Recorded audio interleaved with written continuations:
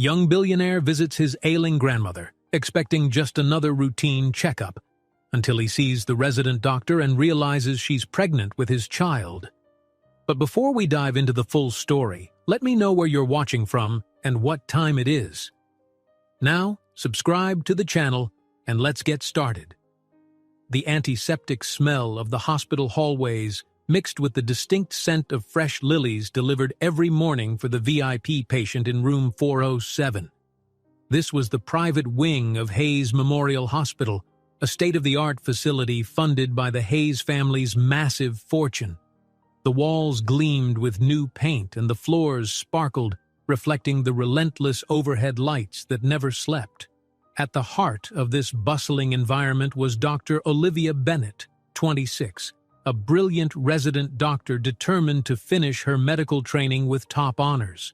Few in her program could match her dedication or her ability to put patients first. She believed that every heartbeat mattered, whether it belonged to a newborn or someone whose life was quietly slipping away. Whenever her long shifts ended, she'd slip her stethoscope into her pocket and let out a tired sigh, trying to recall the last time she'd slept more than 4 hours. On an ordinary Friday afternoon, Dr. Bennett was asked to consult on a high-profile case in the hospital's specialized care unit. She hurried across the hallway, her white coat fluttering behind her in the silent breeze of the AC vents. Nurses greeted her with polite nods. Everyone recognized the unwavering seriousness on her face. But even she was taken aback by the name on the patient file waiting for her.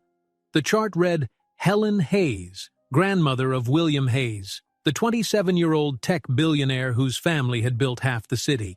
Hayes Industries funded medical research, donated to universities, and even sponsored the new children's wing that Olivia sometimes visited to give small, encouraging talks to aspiring medical students.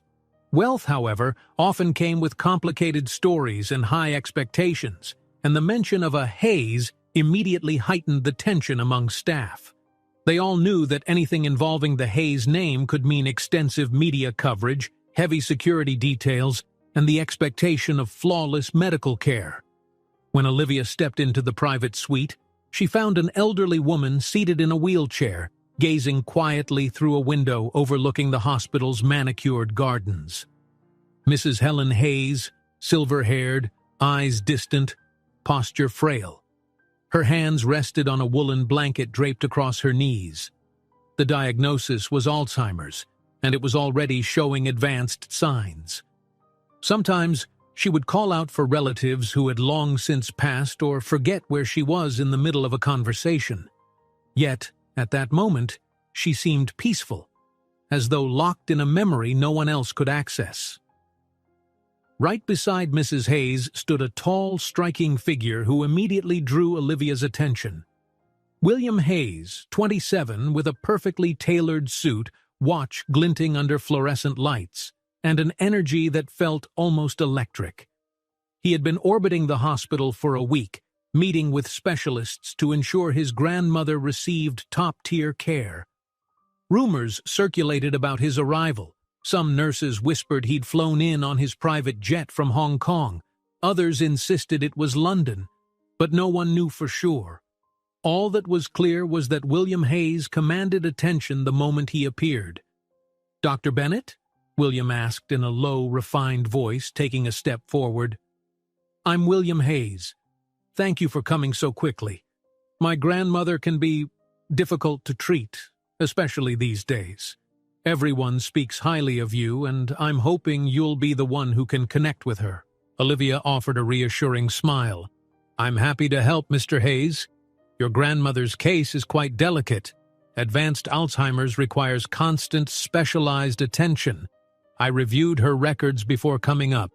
The typical approach includes medication, structured routines, and lots of patience, especially with someone at her stage. My job is to provide her with the best possible quality of life, but it won't be easy." William nodded, glancing over at his grandmother. He paused, as if searching for the right words. "I've arranged for in-home care," he said. "But I've seen your credentials, your medical residency, your rotation with Alzheimer's patients, your thoroughness, And I've heard from the nurses how you go above and beyond. That's precisely what we need. I'm looking for a resident doctor who can live on site at our estate and oversee my grandmother's well-being around the clock." The unexpected offer hovered in the air. Olivia raised her eyebrows, surprised. Live-in doctor arrangements were not unheard of, but they were rare. Only families who could afford the very best and who had medical conditions requiring constant supervision opted for a full-time doctor at home. It was a promise of top-level medical care, but also demanded a total commitment from the physician. "This is a big responsibility," Olivia admitted, meeting William's intense gaze. "Your grandmother's condition will demand a structured routine, specialized cognitive exercises, a strict regimen of medications, and emotional support. I'm willing to do it, but I'll need your full cooperation and resources." William gave her a curt nod, something resolute in his eyes. "You'll have it. Anything my grandmother needs, anything you need to do your job, I'll take care of it." From that moment, it was clear their partnership would be unconventional. Within 48 hours, Olivia found herself in the back seat of a sleek SUV, traveling through the city outskirts toward the Hayes family estate. She felt like a whirlwind had swept her out of her normal life and into a realm of lavish mansions, gilded gates, and rumors that no detail was too small or too big for the Hayes name. The estate itself rose beyond thick iron gates, a luxurious sprawl of manicured lawns, sculpted hedges, and a winding driveway lined with flowering trees. Even the air felt different, fresher, crisper, almost as if it recognized old money and vast influence. Inside the main house, grand chandeliers lit a marble foyer that extended into multiple wings. The walls were adorned with paintings of Hayes' ancestors, all sporting the same proud posture and piercing gaze as William. Quiet staff members welcomed Olivia, guiding her toward a suite that would serve as both an office and a private bedroom. She noticed that everything had been prepared in a hurry but still reflected impeccable taste. Soft furnishings, fresh lilies, a mahogany desk stocked with thick medical journals, and a large window overlooking an enclosed courtyard. For Dr. Bennett, this marked the start of a delicate mission: to use every technique she'd learned and every ounce of compassion in her heart to stabilize Mrs. Hayes's declining mind. It would also be her first time living in close quarters with the family of a patient, something that both excited and unsettled her. She resolved to keep things strictly professional. She was here to heal and to help, a vow she made the day she entered medical school. But from the very first evening, that vow became complicated. On her way to check Mrs. Hayes's vital signs, Olivia paused in the corridor. Through a slightly open door, she overheard William's voice, calm yet tinged with frustration. "The board's pushing for an expansion," he was saying, presumably on a phone call. "But I can't leave my grandmother like this. Yes, I know the software launch is imminent. You think I want to watch everything from a distance? I need to be here right now." His voice faded into a sigh. Olivia took a careful step back, determined not to intrude. But something in William's tone struck her. She sensed a conflict inside him, a fierce desire to keep building the Hayes empire while being genuinely worried about his grandmother. It was as though the weight of the entire family name rested on his shoulders. He was only a few years older than Olivia, yet he had the entire corporate world expecting him to innovate, expand, and dominate. Not long after, William appeared in the hall, still wearing the same resigned expression. When he noticed Olivia, he seemed almost embarrassed, as if caught unguarded. She gave a polite nod. "Mr. Hayes, I was just checking your grandmother's sedation schedule. She's resting now, but in a little while I'd like to start her on a mild therapy, something called reminiscence therapy. It involves old photos, music she once loved, even scents or objects that might trigger familiar recollections." He forced a slight grin. "You can call me William, and that sounds perfect. I'll gather photo albums or anything she might recognize. My grandmother used to love the old jazz clubs downtown. Maybe I can find some recordings of her favorite bands." A small, fleeting warmth passed between them, a mutual understanding that they both wanted the same thing, to give Mrs. Hayes a chance at dignity and comfort in her twilight years. Outside, the evening's gentle breeze rustled the rose bushes as if the estate itself approved of their collaboration. For the first 2 weeks, Olivia focused entirely on her patient. She meticulously documented Mrs. Hayes's daily fluctuations, which times of day she was most lucid, which past memories made her anxious, and which routines soothed her best. The older woman responded little by little to Olivia's calm tone and reassuring presence. Early mornings sometimes brought a spark of recognition in her eyes, especially when they listened to the soft, soulful tunes of a bygone jazz era. Meanwhile, William's involvement could not be ignored. He'd often look on from across the room, observing Olivia's gentle coaxing, witnessing how his grandmother's eyes seemed less fearful. On some evenings after the day's therapy sessions ended, the two of them would sit in the estate's sprawling garden, a well-tended masterpiece filled with sculptures and water fountains. They'd talk about Mrs. Hayes's progress, strictly medical at first, but eventually those conversations meandered toward personal stories. William's global business expansions, Olivia's grueling medical rotations, how she barely had time to have a social life. Slowly, a bond, one Olivia did not foresee, began to form. She found herself less hesitant to tease William about his unstoppable business calls, and in turn, he dropped his guard, if only slightly. One night, as they walked along a path lit by discreet garden lamps, William mentioned how lonely it was to balance the company's demands and care for the only family he had left. Olivia listened, her heart softened by the subtle vulnerability in his eyes. She reminded herself it would be unwise to step beyond her role. She was here as a doctor. But there was something disarming in William's quiet confessions, something that resonated with her own experiences. She understood how it felt to be responsible for other people's well-being, how those responsibilities overshadowed personal desires. And no matter how many times she told herself to keep this strictly professional, a part of her heart was warming to him. Yet life has its ways of testing boundaries. Late one night, Mrs. Hayes woke in a fit of disorientation, calling out for help. Olivia rushed to calm her and found William already there, kneeling by his grandmother's bed, whispering in a voice tight with anxiety. In that moment, Olivia saw just how much fear lay beneath his polished exterior. He seemed like a young man struggling to hold on to the single most precious person from his childhood. When Mrs. Hayes finally went back to sleep, William remained on the floor, head bowed. Olivia softly reached out a hand to help him stand. As he rose, their eyes met, close enough to see the reflection of the room's dim lamp lighting. Without meaning to, he let his guard slip. Something unspoken hung in the air. Olivia's heart pounded, a flutter of unexpected emotion tightening her chest. Nothing was said, yet in that instant, everything was understood.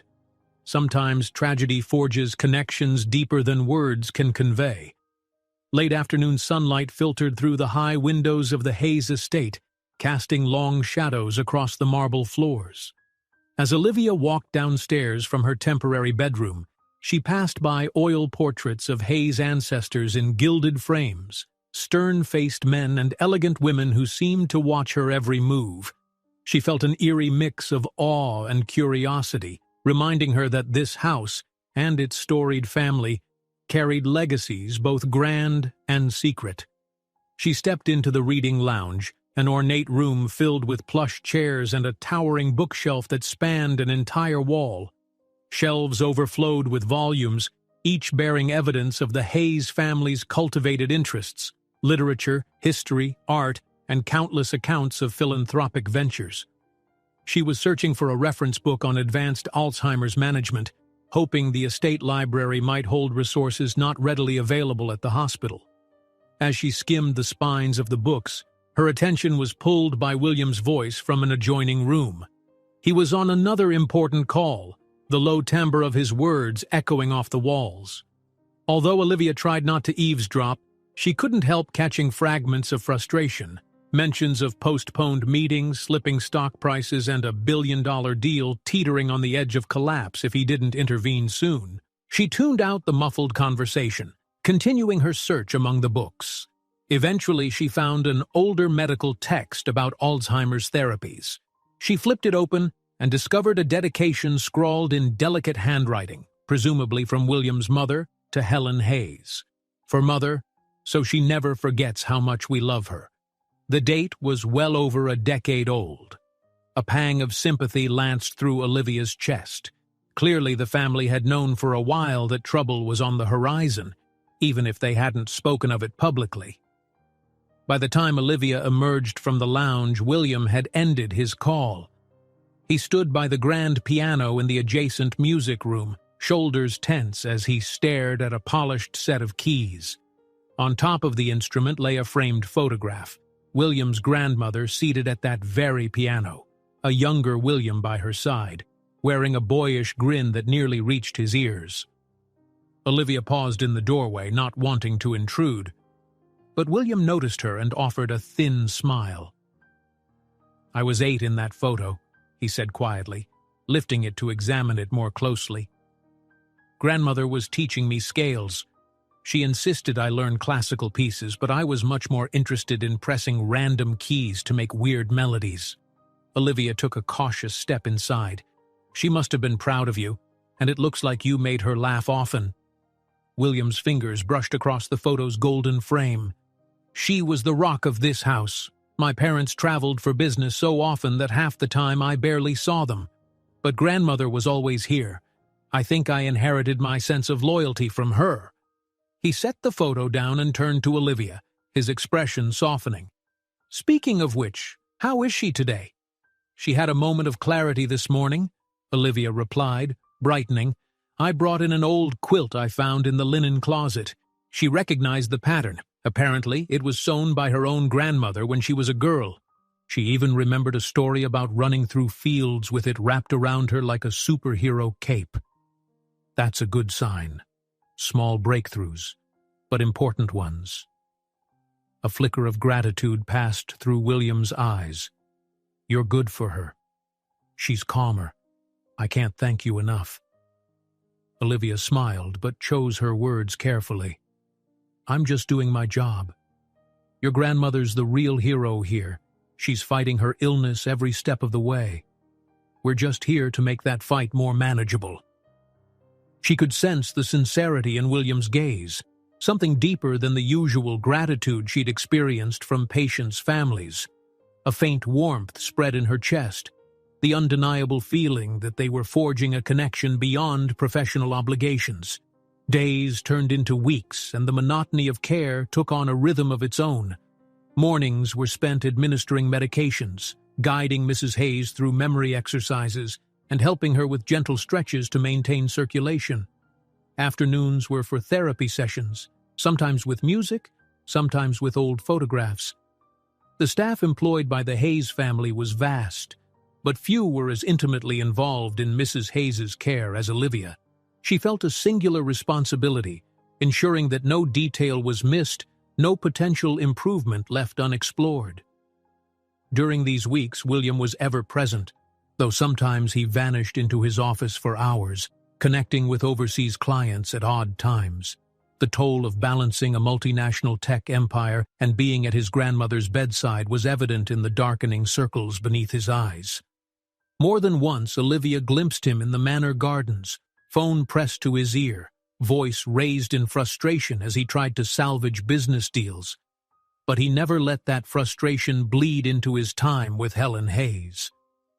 When he joined Olivia for an evening check-in on his grandmother, he always donned a calm demeanor, clasping his grandmother's fragile hand with tenderness. One such night, with the windows cracked open to let in the mild breeze, Olivia administered Mrs. Hayes's evening medication. William lingered in the doorway, observing. After ensuring the older woman was comfortable, Olivia stepped outside the room. William followed, shutting the door gently behind them. "She's stable tonight," Olivia said, removing her stethoscope from around her neck. "I might try reintroducing some mild cognitive puzzles tomorrow." She used to do word searches, right? William nodded, lips curving slightly. Yes, the bigger the puzzle, the happier she was. Of course, that was years ago before... He trailed off. A hush fell. Neither felt ready to break it, but the silence wasn't uncomfortable. It was charged, like the calm after a summer rain. Care for some tea? William asked finally. There's a lounge nearby the kitchen. One of the staff leaves a kettle on a warmer until midnight.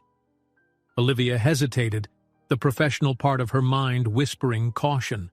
But she was exhausted, physically and emotionally. A cup of tea and a few minutes of easy conversation might soothe her nerves. Sure, she answered quietly. They found themselves in a small, cozy sitting room far from the more formal spaces of the estate. The furniture was comfortable and lived in, the decor simpler than the grand drawing rooms designed for entertaining. If anything, it felt almost normal. Two people sharing a quiet moment in the hush of late evening. Steam curled from her mug, and Olivia wrapped her hands around it, relishing its warmth. I'm not used to this kind of environment, she confessed, her eyes sweeping over the softly lit walls and tasteful but understated art. I grew up in a tiny apartment downtown. Even after all these weeks, being here still feels surreal. William leaned forward, elbows on his knees. I imagine it's overwhelming, but you handle it better than most. Some people come here and can't stop staring at the paintings and sculptures. Or they grow resentful and assume I must be arrogant because of, well, everything. Olivia caught the flicker of unease crossing his face. You don't act arrogant, she said. You act responsible, serious, maybe even lonely at times. She had no idea why the last word came out so candidly, but she didn't regret it. A slow, sad smile tugged at the corner of William's mouth. He stared down at his tea. Loneliness comes with the job description, I suppose. When you inherit an empire at a young age, everyone sees a target on your back or an opportunity to latch onto. There are times I've wondered if anyone can ever genuinely want to be close to me for reasons that aren't about the money. Olivia's heart contracted at the vulnerability in his eyes. She recognized that look. It was the same one she saw in the hospital sometimes, on patients who felt powerless. I can't speak for everyone, she began softly, but not all of us see you that way, William. His eyes flicked up to meet hers. I know. You've never looked at me like that. And that's one of the reasons I find myself drawn to you. The words lingered between them, amplified by the silence of the house. Her pulse fluttered. She tried to find a cool, collected response, but all that came out was a breath she hadn't realized she was holding. Before she could articulate a response, a distant ring came from William's phone on the table, a glaring intrusion, summoning him back into the world of urgent business calls. He exhaled, apologetic. I'm sorry. That's an international line I've been waiting on. I should take this. It's fine, Olivia managed to say. Duty calls. He stepped out to handle the conversation. The door to the small lounge clicked shut behind him, leaving her alone with the echo of his confession and her racing thoughts. She looked at the half-finished mug of tea, the steam long since faded, and realized her hands were still trembling slightly. All her instincts screamed caution. Getting personally involved with a patient's family was not just taboo, it was downright dangerous, professionally and personally. Yet the feeling that coursed through her veins was undeniable. Connection. In William's presence, she felt recognized and seen, not just as a caregiver or a physician, but as a human being. And from the way he looked at her, she suspected the feeling was mutual. Still, she couldn't ignore the complexities, couldn't ignore the lines she would be crossing, or the heartbreak that might come from stepping into the spotlight of William's high-stakes life. When William returned, his face was steeled with business-like resolve. Another crisis averted, or perhaps a new fire to extinguish halfway around the globe. I'll need to fly overseas in a week or two, he said, voice subdued. Major contract signing. I might be gone for about a month. Will you look after grandmother while I'm away?" Olivia swallowed the knot in her throat and nodded. "Of course," she said. "I promise I'll take good care of her." He managed a grateful smile. "Thank you for everything, Olivia." They didn't speak of the deeper confession that had just passed between them, but the fragile tension, somewhere between emotional intimacy and professional distance, lay thick in the air. Both felt the unspoken possibility that if he indeed left for a month, something significant might shift between them in that span. Perhaps the slow burn they'd been flirting with would cool into nothing. Or perhaps the longing would grow stronger, magnified by absence. Neither could predict which way their tangled feelings would go, but they both knew life in the Hayes estate was changing, as ephemeral as the steam rising from a cup of tea left to sit in the hush of a midnight conversation. For the next few days, Olivia threw herself into a rigorous routine, focusing her energy on stabilizing Mrs. Hayes's health. She fine-tuned medication schedules, consulted with a nutritionist, and coordinated with a physical therapist who visited the estate twice a week. The bustle of professional obligations provided a welcome distraction from the growing tension she felt whenever William's gaze lingered on her. She tried to rationalize the situation at every opportunity. You're here to care for his grandmother, not to get tangled in complicated feelings. In quieter moments, though, the memory of that late-night conversation, of William quietly admitting he was drawn to her, crept back into her mind. Sometimes, as she recorded Mrs. Hayes's vitals in the estate's private clinic, she'd catch her own reflection in the stainless steel surfaces and notice the faintest flush on her cheeks. She was accustomed to clinical detachment, to focusing on a patient's needs without letting emotions in. Yet here, in this palatial and private environment, her usual boundaries felt dangerously porous. Mrs. Hayes's condition, meanwhile, showed modest but encouraging signs of improvement. The therapy sessions appeared to spark new moments of clarity. One day, Olivia brought an old radio into the sunroom and tuned it to a jazz station. Almost immediately, Mrs. Hayes's hand tapped in time to the slow, brassy tempo. She whispered a few lines of a tune that might have once been her favorite. Olivia, enthralled, scribbled notes. Patient recognized melody. Patient attempted partial lyrics. When the music session ended, Mrs. Hayes turned her gaze on Olivia with surprising sharpness. "You take good care of me, dear," she said with a gentle smile, the first Olivia had ever seen from her. Olivia crouched beside the wheelchair, returning the smile. "I do my best, Mrs. Hayes," she replied softly. The older woman's expression clouded with a momentary flicker of confusion. "Where's William?" she asked, voice trembling. "Has he gone away again?" Olivia's chest tightened. "He's here in the house," she soothed, placing a comforting hand over the woman's frail fingers. "He'll come by to see you soon." She didn't want to lie, yet the truth was complicated. Over the last week, William's schedule had grown more frantic than ever. Phone calls dragged late into the night, and he'd vanish into the city for urgent business meetings. Rumors circulated among the household staff that he was finalizing his travel itinerary to Asia, with a possible detour to Europe immediately after. They'd gather in hushed corners, exchanging worried speculation that the young heir's absence could stretch longer than a month. For Olivia, that possibility felt strangely disconcerting. Each day that passed reminded her of how fleeting the small moments they shared truly were. Quiet conversation over tea, fleeting smiles in the corridor, a soft, tension-filled hush that settled whenever they found themselves alone. One evening, after an especially long shift, Olivia returned to her suite and discovered a small card slipped beneath the door. Intrigued, she picked it up. In precise, elegant handwriting, it read, "Dinner, 8 p.m., the atrium dining room, William." She let out a slow breath. The mansion boasted multiple dining areas, formal ballrooms, smaller breakfast nooks, even a glass-roofed garden space perched near the estate's south wing. But the atrium dining room, she'd been told, was used only for intimate family gatherings, not for public entertaining. She felt her heart flutter with a mix of curiosity and hesitation. Was this a business courtesy? A personal invitation? Promptly at 8, she approached the ornate double doors of the atrium. A staff member quietly opened them, and Olivia entered to find a table set for two amid lush greenery and a soft overhead glow filtering through tinted glass.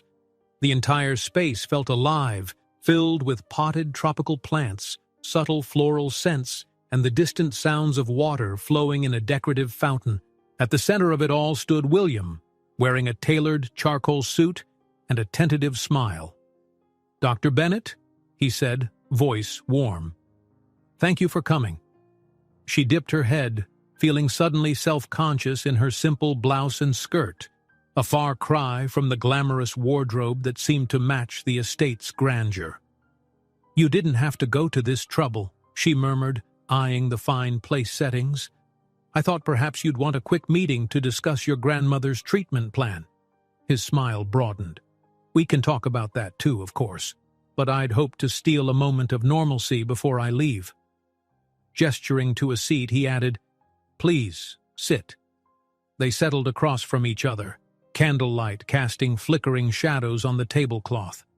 A discreet server poured water and wine, then vanished, leaving them in an intimate hush.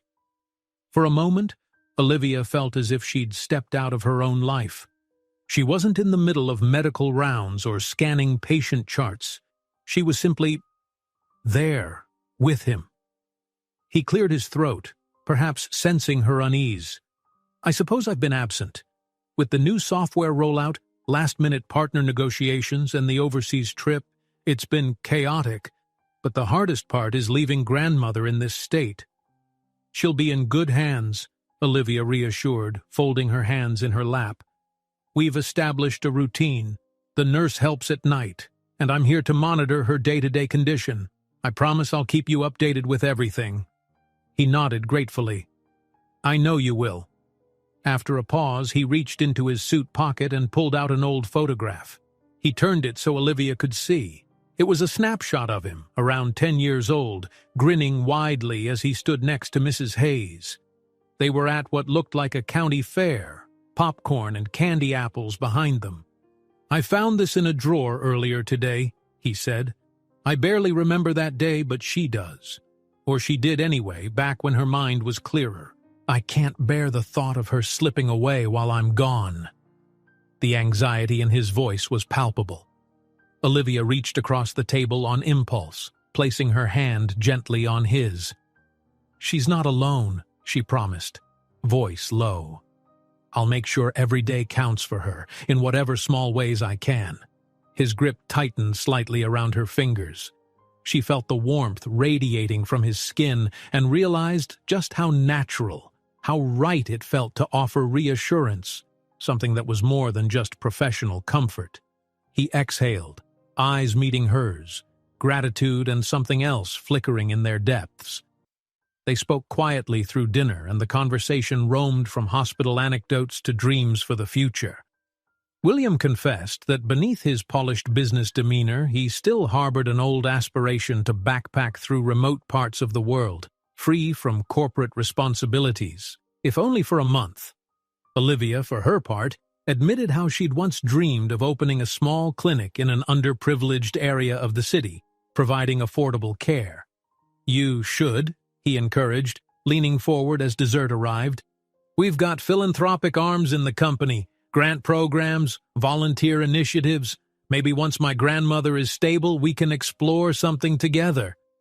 The word "together" drew a shy smile from Olivia. "I'd like that," she admitted, lightly tapping the edge of her fork against the plate. Time slipped away, and soon they realized it was nearly midnight, the candles low and the soft lighting even gentler. The server had returned once or twice with polite offers to clear the table, only to vanish again with professional discretion. At last, William stood, and as Olivia rose from her chair, he walked her out of the atrium into a corridor only partially lit by the moon that filtered through tall windows. "Thank you for tonight," he said quietly. "I know this is unusual, and I don't want to make things more complicated for you." Olivia's heart pounded. She understood his subtext perfectly. They both wrestled with the same conflict. The intense attraction that danced at the edges of every conversation weighed against their responsibilities to each other and to Helen Hayes. They stood in the hallway, the hush of the sleeping estate enveloping them. "I care about your grandmother," she began, her voice barely above a whisper, "and I'm deeply invested in her well-being." "I know," William said, stepping just a fraction closer. She swallowed. "And She searched for a carefully reasoned phrase, but only found honesty. "I'm starting to care about you too." For a moment the only sounds were the soft hum of the air conditioning and the distant chirping of crickets outside. He reached up, brushing a strand of hair from her forehead. "I feel the same," he murmured. Her mind spun with the implications, crossing professional boundaries, the ethical tightrope, the possibility of heartbreak if they rushed in. But as his hand lingered near her cheek, that swirl of thoughts melted into something simpler, an undeniable sense of closeness, the magnetic pull of two people who had found solace in each other through shared worry and tireless dedication. Neither leaned in for a kiss, though the tension of the moment hovered on the edge of possibility. Instead, William took a slow breath, his eyes drifting to the floor before he looked at her again. "I'll be gone for a month, maybe longer," he reminded her. "All I ask is, think about us, about what we could be once I return." She pressed her lips together, steadying the flutter in her chest. "Take the time you need to handle your business. I'll watch over Mrs. Hayes. And, well, we can see where things stand after that." They exchanged a silent understanding, one laced with longing and fear of the unknown. Then, with a soft smile, William turned and walked away, his footsteps echoing down the corridor. Olivia stood rooted in place, heart thumping, aware that she had made a choice, or perhaps it had been made for her by forces beyond logic. There was no going back to the simple, tidy lines that separated doctor from family. Not anymore. As she finally found the strength to head toward her suite, she heard the distant clock in the foyer chime the hour. Time was moving forward as it always did, but for the first time in a long while, Olivia felt a flicker of hope that maybe, in caring for Mrs. Hayes, she had also stumbled upon a chance to care for her own heart. The morning William flew out, the sky was overcast, a perfect reflection of the heaviness Olivia felt in her chest as she made her way through the estate's sprawling corridors. A hush had settled over the staff. They all knew Mr. Hayes was leaving on urgent business. Suitcases were discreetly escorted to the waiting SUV, a black car with tinted windows idling near the front entrance. Nobody spoke much, and even the usual polite morning greetings seemed muted, as though everyone worried that the slightest noise might unbalance the fragile calm that had formed in recent weeks. Near the entry hall, William stood in a tailored suit, carefully checking his phone. His hair was neatly combed, but the tension in his shoulders betrayed his anxiety. An overseas trip wasn't anything new for him. He was always traveling to meet investors or sign deals. Yet this departure felt different, weightier. He glanced up, catching Olivia's gaze across the foyer. With a nod, he set the phone aside and strode over to her. "Everything's set with grandmother," she assured him softly. "Her vitals are stable, and we've adjusted her medication schedule. The new therapy plan should help keep her mind active. I'll send you updates every day if you'd like." William exhaled with a tight smile, relief momentarily flickering in his eyes. "That means more to me than you know. I hate leaving her like this, but this business deal can't be ignored." A brief silence fell between them as staff members passed by, carefully maneuvering around the final pieces of luggage. "Olivia, about last night," he began, lowering his voice. "I meant everything I said." She felt her heart skip a beat. Memories of the intimate dinner in the atrium flooded her mind, his warm hand over hers, the lingering confession between them. "I did too," she replied, equally hushed. "But let's take it slow. We'll see where we stand when you return." William nodded, though his expression looked torn, as if he wanted to say more. In the end, he lifted her hand gently and pressed a soft kiss to her knuckles, a gesture that left her breath unsteady. Before the moment could deepen into something else, he pulled away, his polite mask slipping back into place. The driver cleared his throat, and William gave Olivia one final, meaningful glance before stepping outside, the front doors swinging shut behind him. The estate felt emptier without William, yet Olivia's workload was as demanding as ever. Each day started at dawn, checking Mrs. Hayes's glucose levels, adjusting her medication routine as needed. Then came the mental exercises, simple word associations or recollections from old photographs. Progress was slow but measurable. Mrs. Hayes recognized certain staff members more readily, and she occasionally responded to questions about her past with surprising clarity.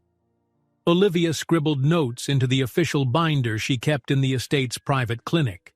She cross-referenced them with older medical records and scanned any unusual changes to share with the lead neurologist downtown. It was the type of thorough, detail-oriented approach that had made her stand out in residency. And with William away, she found herself throwing even more of her energy into patient care, as though she could subdue her restlessness by focusing on tasks at hand. But in the quiet moments, those odd pockets of time when she waited for test results or accompanied Mrs. Hayes on slow walks around the garden, Olivia's thoughts inevitably strayed to William. She wondered if he'd already settled into a faraway hotel suite in Hong Kong or Singapore, if he was negotiating deals in boardrooms so high that they sliced through the city's skyline. The occasional text updates he sent were short but caring. "Grandmother okay? I'm fine. Missing home." It made her heart twist with longing for something she couldn't quite name. About 2 weeks into William's absence, Olivia began noticing subtle changes in her own routine, sleep disturbances, random bouts of nausea in the morning that she initially chalked up to stress. She had no time to dwell on it, rushing from one therapy session to another, but by the end of each day she found herself drained in a way that went beyond normal exhaustion. One morning, the smell of coffee in the estate's kitchen turned her stomach so violently that she had to flee to the nearest restroom. Leaning over the sink, trying to catch her breath, she realized she hadn't had a normal appetite in days. A creeping suspicion formed at the back of her mind, something she tried to swat away with logic. It couldn't be that. It was too soon, too unexpected. And yet... Later that evening, after Mrs. Hayes had drifted off to sleep, Olivia returned to her suite and locked the door. She paced back and forth on the plush carpet, quietly berating herself for overreacting, for being melodramatic. But the truth wouldn't budge. Her period was late, and the small changes in her body were consistent with a possibility she couldn't ignore. She forced herself to run through the facts clinically, almost as if counseling another patient. "You've been intimate with William only once," she reminded herself, "but it was a night you both said you wanted, and you didn't think to be..." She closed her eyes and exhaled. They'd both been swept up in the emotional whirlwind that followed one of Mrs. Hayes's particularly bad days. A moment of comfort had led to a mutual, powerful release of pent-up feeling, and in that moment, neither of them had paused to consider the consequences. Wrestling with her professional instincts, Olivia decided she needed solid confirmation. She quietly arranged for a lab test, anonymously processed at the hospital where her friend worked. She couldn't just stroll into a pharmacy and pick up a test without risking a staff member from the estate or the hospital seeing her. By the next afternoon, the result arrived in a succinct text message from her trusted colleague. "Positive. Let's talk." Olivia sank into the nearest chair, phone clutched in a white-knuckled grip. A wave of conflicting emotions hit her: shock, disbelief, and beneath it all, a small, undeniable spark of something else, maybe hope or fear, or both. She was pregnant. with William Hayes's child. Her thoughts swirled. Should I call him right now? But he was continents away, dealing with a high-stakes negotiation that might fall apart if he lost focus. One phone call from her could derail everything, yet the idea of keeping such news from him felt wrong. He had every right to know. She was a doctor, for heaven's sake. Logic told her that the father needed to be part of this conversation. Still, the reality of telling him by phone, in the midst of a major international contract, seemed cruelly timed. Over the next few days, Olivia walked around in a silent daze, balancing her duties with an enormous secret weighing on her shoulders. She managed Mrs. Hayes's therapy with unwavering poise, encouraging gentle outdoor strolls under the canopy of oak trees. On some afternoons, she helped the older woman pot small seedlings in the greenhouse, an activity that seemed to spark a sense of calm in the elder Hayes.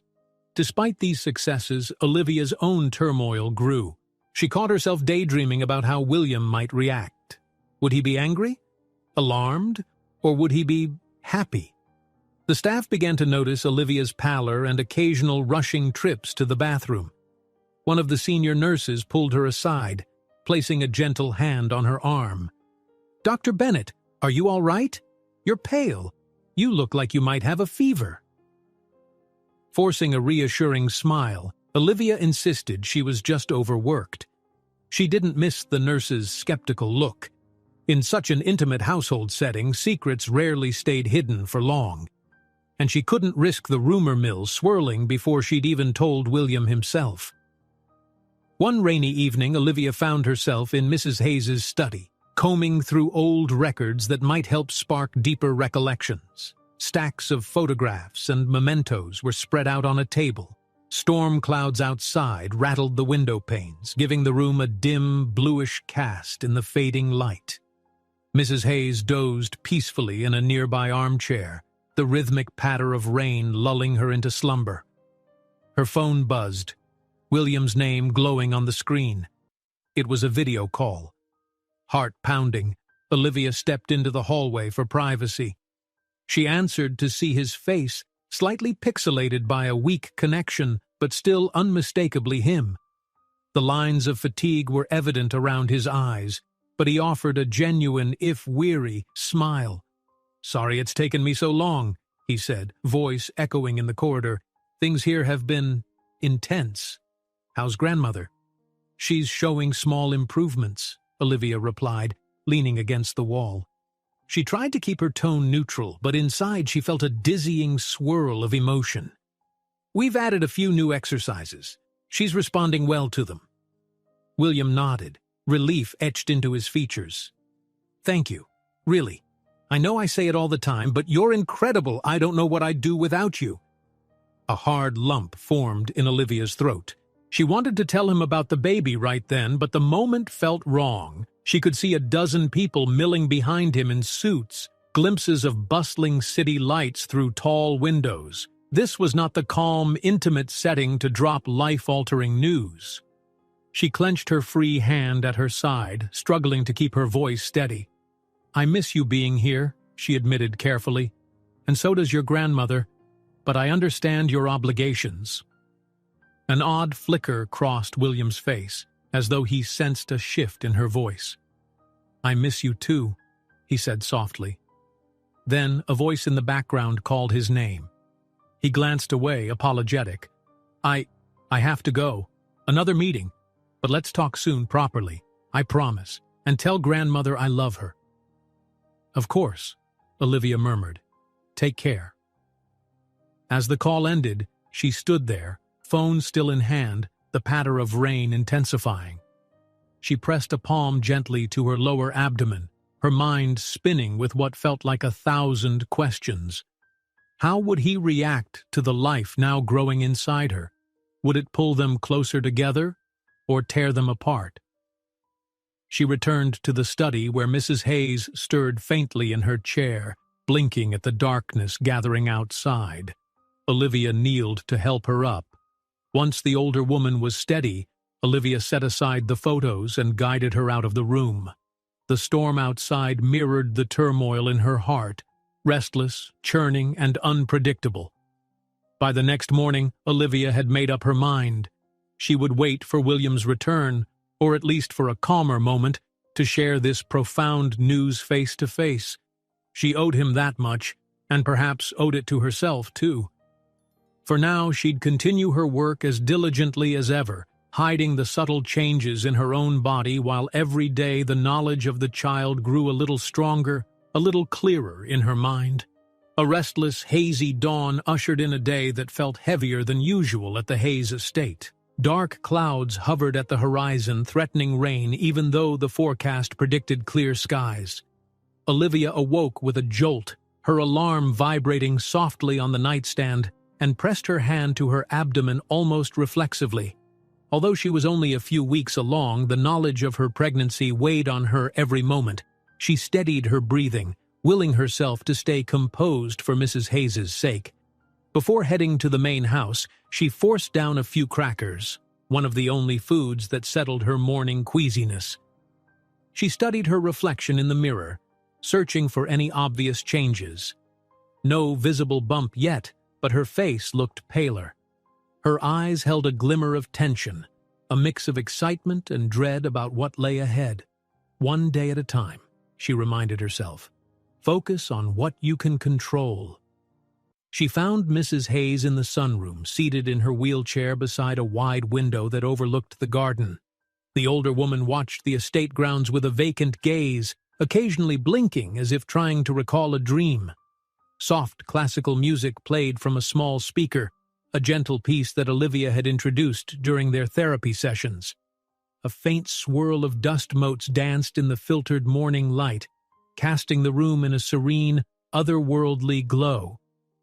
"Good morning, Mrs. Hayes," Olivia said, forcing a bright smile even as her stomach churned. "How are we feeling today?" Mrs. Hayes turned her head slowly. There was a flicker of recognition. "The flowers," she murmured, nodding at the blooms outside. "They look lovely this year." "That they do," Olivia agreed, relieved to see a spark of clarity. "Shall we move you closer to the window so you can watch the gardeners trim the hedges?" A faint but genuine smile curled across Mrs. Hayes's lips. "Yes, dear." Carefully, Olivia maneuvered the wheelchair closer. A quiet nurse, Carmen, stepped in to help, adjusting pillows behind Mrs. Hayes's back so she could comfortably sit upright. Meanwhile, Olivia readied a short list of potential activities for the day. Light physical therapy, a puzzle to help with cognitive recall, and perhaps some gentle music therapy in the afternoon. Although repetitive, these sessions were vital for Mrs. Hayes, who needed constant mental stimulation to stave off the worst effects of her Alzheimer's. Outside, the skies remained moody, but no rainfall came. The staff was unusually subdued, going about their tasks with hushed efficiency. It seemed everyone felt William's absence acutely. A few of the housekeepers asked Olivia if she had any word on Mr. Hayes's return. They'd grown fond of the younger master of the house, his generosity, his quiet ways, much more than they'd ever spoken of William's parents, who were hardly around. "He's busy overseas," Olivia would say politely, "finalizing some deals. He'll come back when everything is settled." Her words were calm, but inside she felt a pang each time she spoke them, not knowing exactly when William would walk through those doors again. Mid-morning arrived with an unexpected phone call from the security gate. The nurse who answered passed the phone to Olivia, eyes filled with curiosity. "Dr. Bennett, there's someone here asking for you," she explained. "Says his name is Dr. Morgan from the city hospital." A jolt of alarm rushed through Olivia. Dr. Morgan? She pictured her old mentor from her residency and the colleague who had discreetly helped process her lab results. "I'll take it in the study," she said, trying to maintain a level tone. In the small private study, a tranquil room usually reserved for reading, Olivia picked up the nearest phone. "Dr. Morgan?" she greeted softly, voice echoing in the quiet. "You're at the gate? Everything all right?" A slightly nervous chuckle came through the line. Yes, sorry to barge in on your territory. I'm driving through the area and realized I should bring you a few items. Vitamins, resources about prenatal nutrition, that kind of thing. I also wanted to see how you were holding up." Olivia's stomach dropped. Dr. Morgan, this isn't exactly a public matter. The staff might ask questions if you show up. Couldn't we have met in the city?" He hesitated. "I'm sorry if this is inconvenient, but I'm already out front. I told security I was delivering some medical documents. Don't worry, I'll be discreet. I just want to make sure you're taking care of yourself, given your situation. First trimester can be rough, especially for someone working such long hours." The concern in his voice disarmed her irritation. She rubbed her temples, grappling with the risk of letting him in, but she appreciated the gesture. Her friend was only trying to help. "Okay," she agreed, trying to sound calm, "but keep the explanation vague. I'm not ready for anyone to know yet."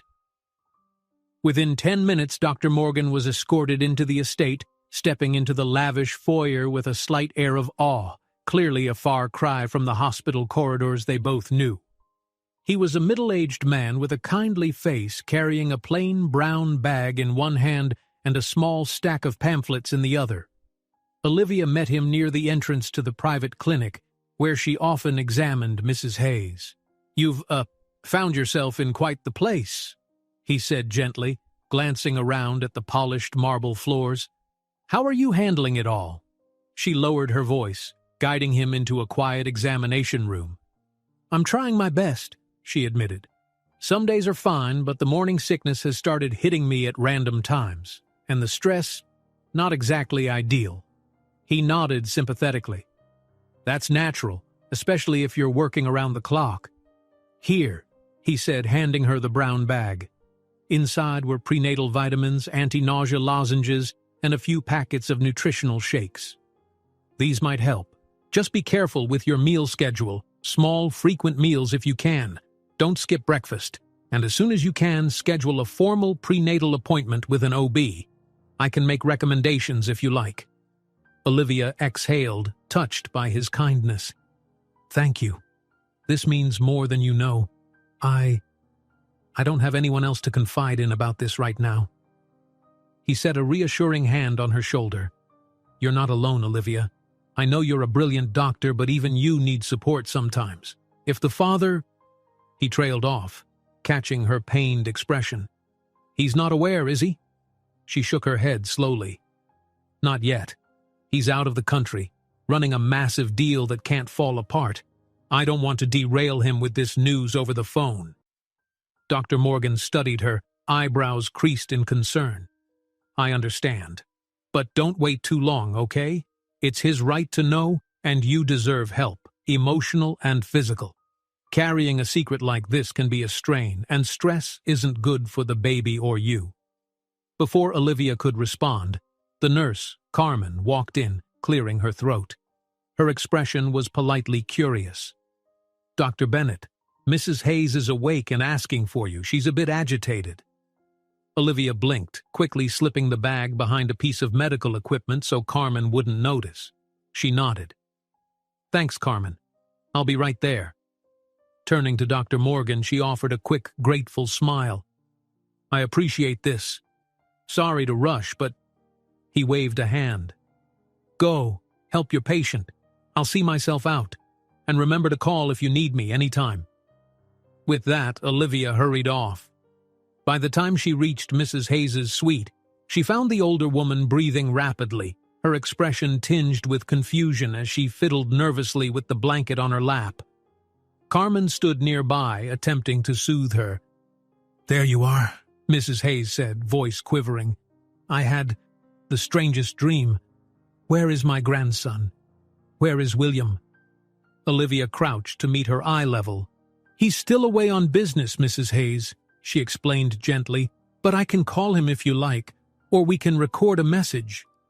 Mrs. Hayes squeezed her eyes shut. "I just want to see him. I feel like I'm losing my mind. I look at the clock and can't remember what day it is." "It's Tuesday," Olivia said softly, placing a comforting hand over the older woman's frail fingers. "We're going to do some grounding exercises. Remember the big oak tree outside your window? We can describe it together, talk about its leaves and branches. It might help you stay in the moment." Mrs. Hayes forced a nod, though tears clung to her lashes. "Yes, "Yes, that's fine." Patiently, Olivia guided her through a series of questions. What season is it? What do the leaves look like? How tall is the tree? Bit by bit, the color returned to Mrs. Hayes's cheeks, and her breathing slowed to a steadier rhythm. Even so, the older woman seemed subdued. It was as if, deep down, she understood something wasn't right, but couldn't fully articulate it. Her mind was trying to cling to what stability remained, while the disease slowly chipped away at her memories. For Olivia, the session was a stark reminder that Alzheimer's care could be unpredictable. Good days could become bad days in an instant. With William gone, the emotional weight seemed heavier on Mrs. Hayes, and ironically, Olivia felt the same restlessness, longing for William's reassuring presence in the house. She ached to hear his voice, to share the monumental secret she carried, but she also dreaded how that conversation might change everything. A few hours later, while Mrs. Hayes napped, Olivia allowed herself a short break. She retreated to her suite, rummaged through the discreet brown bag Dr. Morgan had left, and took one of the prenatal vitamins. Then she sank onto the edge of her bed, phone in hand, scrolling through William's brief text messages from the last few days. Each one was a small lifeline, a reminder that he still cared, even from across the ocean. She typed out a message of her own, her fingers hovering above the screen. "I hope you're well. Mrs. Hayes misses you a lot. I do too." After a moment's hesitation, she hit send, heart thudding. It was the closest she could come to admitting how badly she wanted him back, how every day felt heavier without him. Night fell over the estate, bringing a stiff wind that rattled the windows. Olivia remained awake, reading medical journals to distract herself from the swirl of emotions. Every so often she'd catch her reflection on the tablet's dark screen, a reminder of her reality. She was carrying the next heir to the Hayes name, the child of the man who'd pulled her heart into complicated, uncharted territory. Outside, a lone security lamp illuminated the driveway, empty but for the soft silhouettes of garden statues. Somewhere, she thought, William is stepping off a plane or entering another negotiation, oblivious to how much life has changed back here at home. She wondered, when he does find out, will he look at me with regret or with love? Tucking away her tablet, she whispered a silent prayer that whatever the future brought, the two of them could face it, together. But for now, the quiet hush of the estate offered no answers, only the steady hum of the air conditioning and the distant, melancholic rustle of leaves. Morning light stretched thin rays across the marble floors of the Hayes estate as Olivia hurried through the corridor, a clipboard held tightly in her arms. She had stayed up until nearly 2 a.m. reviewing Mrs. Hayes's progress. But exhaustion wasn't the only thing tightening her chest. Her pregnancy weighed on her mind like a secret she could barely contain. Downstairs, she found the household staff in discreet discussion. A hush fell over them as she approached, but she sensed they'd been talking about William's prolonged absence. Several employees gave her sympathetic glances. They'd noticed how closely she worked with him before he left and likely assumed she missed him just as much as his grandmother did. They had no idea just how complicated the situation truly was. "Dr. Bennett," called Carmen, the nurse, intercepting Olivia as she entered the foyer. "Mrs. Hayes had a restless night. She's awake now, pacing the room, asking for William again. She keeps saying he's been gone too long." Olivia exhaled. "All right, I'll see what I can do. Could you bring her medication schedule to the clinic?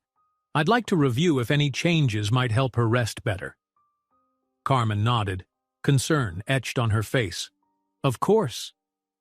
Moments later, Olivia stepped into Mrs. Hayes's private sitting area, a warm space with pastel drapes and comfortable seating. The older woman wore a silk robe, her frail hands trembling against the armrests of a chair. Yet there was a sudden alertness in her gaze. "Dr. Bennett?" Mrs. Hayes said in a small, pleading voice. "Where is my grandson? It's been so long." Olivia approached gently, crouching to meet Mrs. Hayes's eyes. He's handling important business abroad, Mrs. Hayes. He's safe, I promise. Sometimes these trips take longer than expected. Mrs. Hayes closed her eyes, a tear escaping. I keep waking up thinking I hear him in the hallway, but then it's just echoes. I'm frightened. Sometimes I can't remember his face. The vulnerability struck Olivia hard. Despite the older woman's condition, she still carried the heartbreak of longing for her loved one. "I'm sure he'll return soon," Olivia said, voice soft. "We can look at photos if you'd like, or maybe listen to some of his favorite music. That might help you feel closer to him." Mrs. Hayes swallowed and nodded, tears glistening. A moment passed in silence. Then her expression shifted, and she peered at Olivia more closely. "My dear," she ventured, "you look pale. Are you feeling all right?" A startled pang shot through Olivia. For a second, she worried if the older woman was perceptive enough to guess the truth. She forced a smile. "I'm fine, Mrs. Hayes. Just a bit tired from all the late nights. Let's focus on you, okay?" With a slight tilt of her head, Mrs. Hayes seemed to accept the answer, though her curious expression lingered. During the afternoon therapy session, Olivia laid out stacks of photos on a low table. Many showed William at different ages: childhood birthdays, teenage milestones, his early days at the university. Each time Mrs. Hayes recognized a face, she brightened, as though grasping a fragment of reality she feared losing. They paused on a photo of William wearing an academic robe, beaming after receiving an honorary degree. Mrs. Hayes tapped a trembling finger on the snapshot. "I always thought he'd go into law or medicine, but he chose technology, and he excelled. Maybe too much. It devoured him." Olivia hesitated. "What do you mean?" The older woman sighed. "The bigger the empire he built, the more he distanced himself, traveling, investing, expanding. This house fell silent. I don't blame him, of course. He's providing for our legacy. But sometimes I wish I could have had him around to be just my grandson for a while." Olivia's throat tightened at the unspoken parallels. William was a man defined by responsibility, just as she felt forced to be in her medical role and now in her unexpected pregnancy. Perhaps, she wondered, they were both struggling to discover who they could be beneath the weight of expectations. Midway through the session, Olivia's phone buzzed. She saw William's name flash on the screen and immediately excused herself. Stepping into the corridor, she answered in a hushed tone. "William?" His voice came strained through the speaker. "Olivia, hi, how are you? How's grandmother?" She pressed a hand to her chest, relief washing over her. Just hearing his voice felt like a soothing balm. "We miss you. She's been asking for you a lot, having trouble sleeping. Are you close to finishing your business?" He sighed. "It's more complicated than I thought. I'm finalizing one merger here, then I have to jump across the globe to sign off on another project. If I don't see it through personally, it might fall apart, but I promise I'm doing everything I can to get back." The words hit her like a pang of disappointment. She caught herself before her emotion bled too clearly into her response. "I understand. Really, I do." Silence stretched. Olivia realized she was pressing a protective hand over her lower abdomen, as if shielding the secret that pulsed there. She debated telling him right this second, but she heard voices in the background on his end. Business associates, perhaps. This wasn't the right context to drop such a life-altering revelation. "How are you doing?" he asked at length. "You sound tired." She swallowed. "Just busy. I'm juggling a lot, but everything's under control." He seemed to hear the undercurrent in her voice.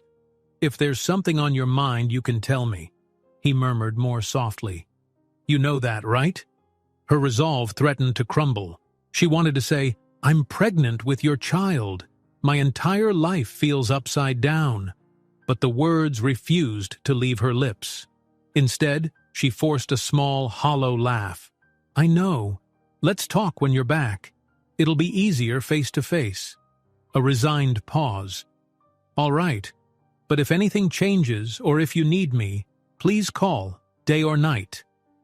"I will," she said quietly, tears burning the back of her eyes.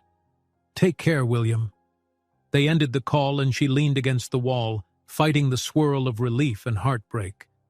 He should know, her conscience berated, but her fear drowned out reason, fear that a phone call across continents would cheapen the magnitude of this news, or that he might respond with shock or anger that could fracture their fragile bond. Returning to Mrs. Hayes, Olivia found the older woman watching her with mild curiosity. "Was that William?" she asked. Olivia nodded, pasting on a reassuring smile. "Yes, he's fine, just very busy. He sends his love." Mrs. Hayes let out a tired laugh. "Busy is his default state. Please, remind him not to forget the simple joys, will you?" If only Olivia could assure him of that personally, she thought. But for now, she refocused on the task at hand. They finished the photo review, and Mrs. Hayes seemed calmer for a time. By late afternoon, she dozed off in her chair, a small but contented smile lingering on her face. As evening approached, Olivia retreated to her suite, her head spinning. She checked the time and realized Dr. Morgan had asked her to drop by the hospital soon for an initial prenatal checkup. She'd been pushing it off, anxious about letting the truth surface. Yet her body wouldn't allow her to deny it much longer. Her morning sickness had worsened, and she needed professional guidance. That night, once Mrs. Hayes was asleep and the estate had quieted, Olivia drove her modest sedan into the city. She told the night staff she had errands to run and might be back late. The drive felt surreal, leaving behind the grand gates of the Hayes mansion and weaving through bustling streets that reminded her of her old life when she was just Olivia Bennett, an ambitious resident doctor with no ties to unimaginable wealth or complicated romances. At the hospital, Dr. Morgan greeted her with a comforting smile in a small, private exam room. He went through standard prenatal questions, then checked her vitals and ordered a routine ultrasound, even though it was still early in her pregnancy. Olivia watched the fuzzy image on the monitor with a mix of astonishment and anxiety, heart pounding at every flicker of light. "All looks normal for this stage," Dr. Morgan assured, smiling at her. "You'll want to set up consistent visits, probably every month at this point, just to track your progress." She nodded, swallowing. "Thank you. I appreciate your discretion." He ushered her out with a gentle pat on the shoulder. "You know where to find me if you need anything. And please, try to rest. Stress is no friend to you or the baby." Back in the estate's driveway, close to midnight, the moon hung low and bright, casting silver light over the manicured hedges. Olivia parked and sat in her car for a moment, exhaling. The ultrasound image swam behind her eyelids. She felt a rush of protectiveness, an instinct to shield this new life from the storm she sensed on the horizon. She entered quietly through a side door, expecting darkness. But to her surprise, a single lamp glowed in the lounge adjacent to the foyer. One of the security staff, Mr. Roberts, spotted her, stepping forward with an apologetic expression. "Dr. Bennett, sorry to bother you, but Mrs. Hayes is awake and very upset. She wanted me to fetch you if you returned." Alarmed, Olivia rushed upstairs. She found Mrs. Hayes sitting in bed, eyes wide and tearful. The older woman's hands clutched the sheets so tightly her knuckles turned white. "I dreamed he was in trouble," she blurted the moment Olivia approached. "Something terrible happened to William. I could feel it."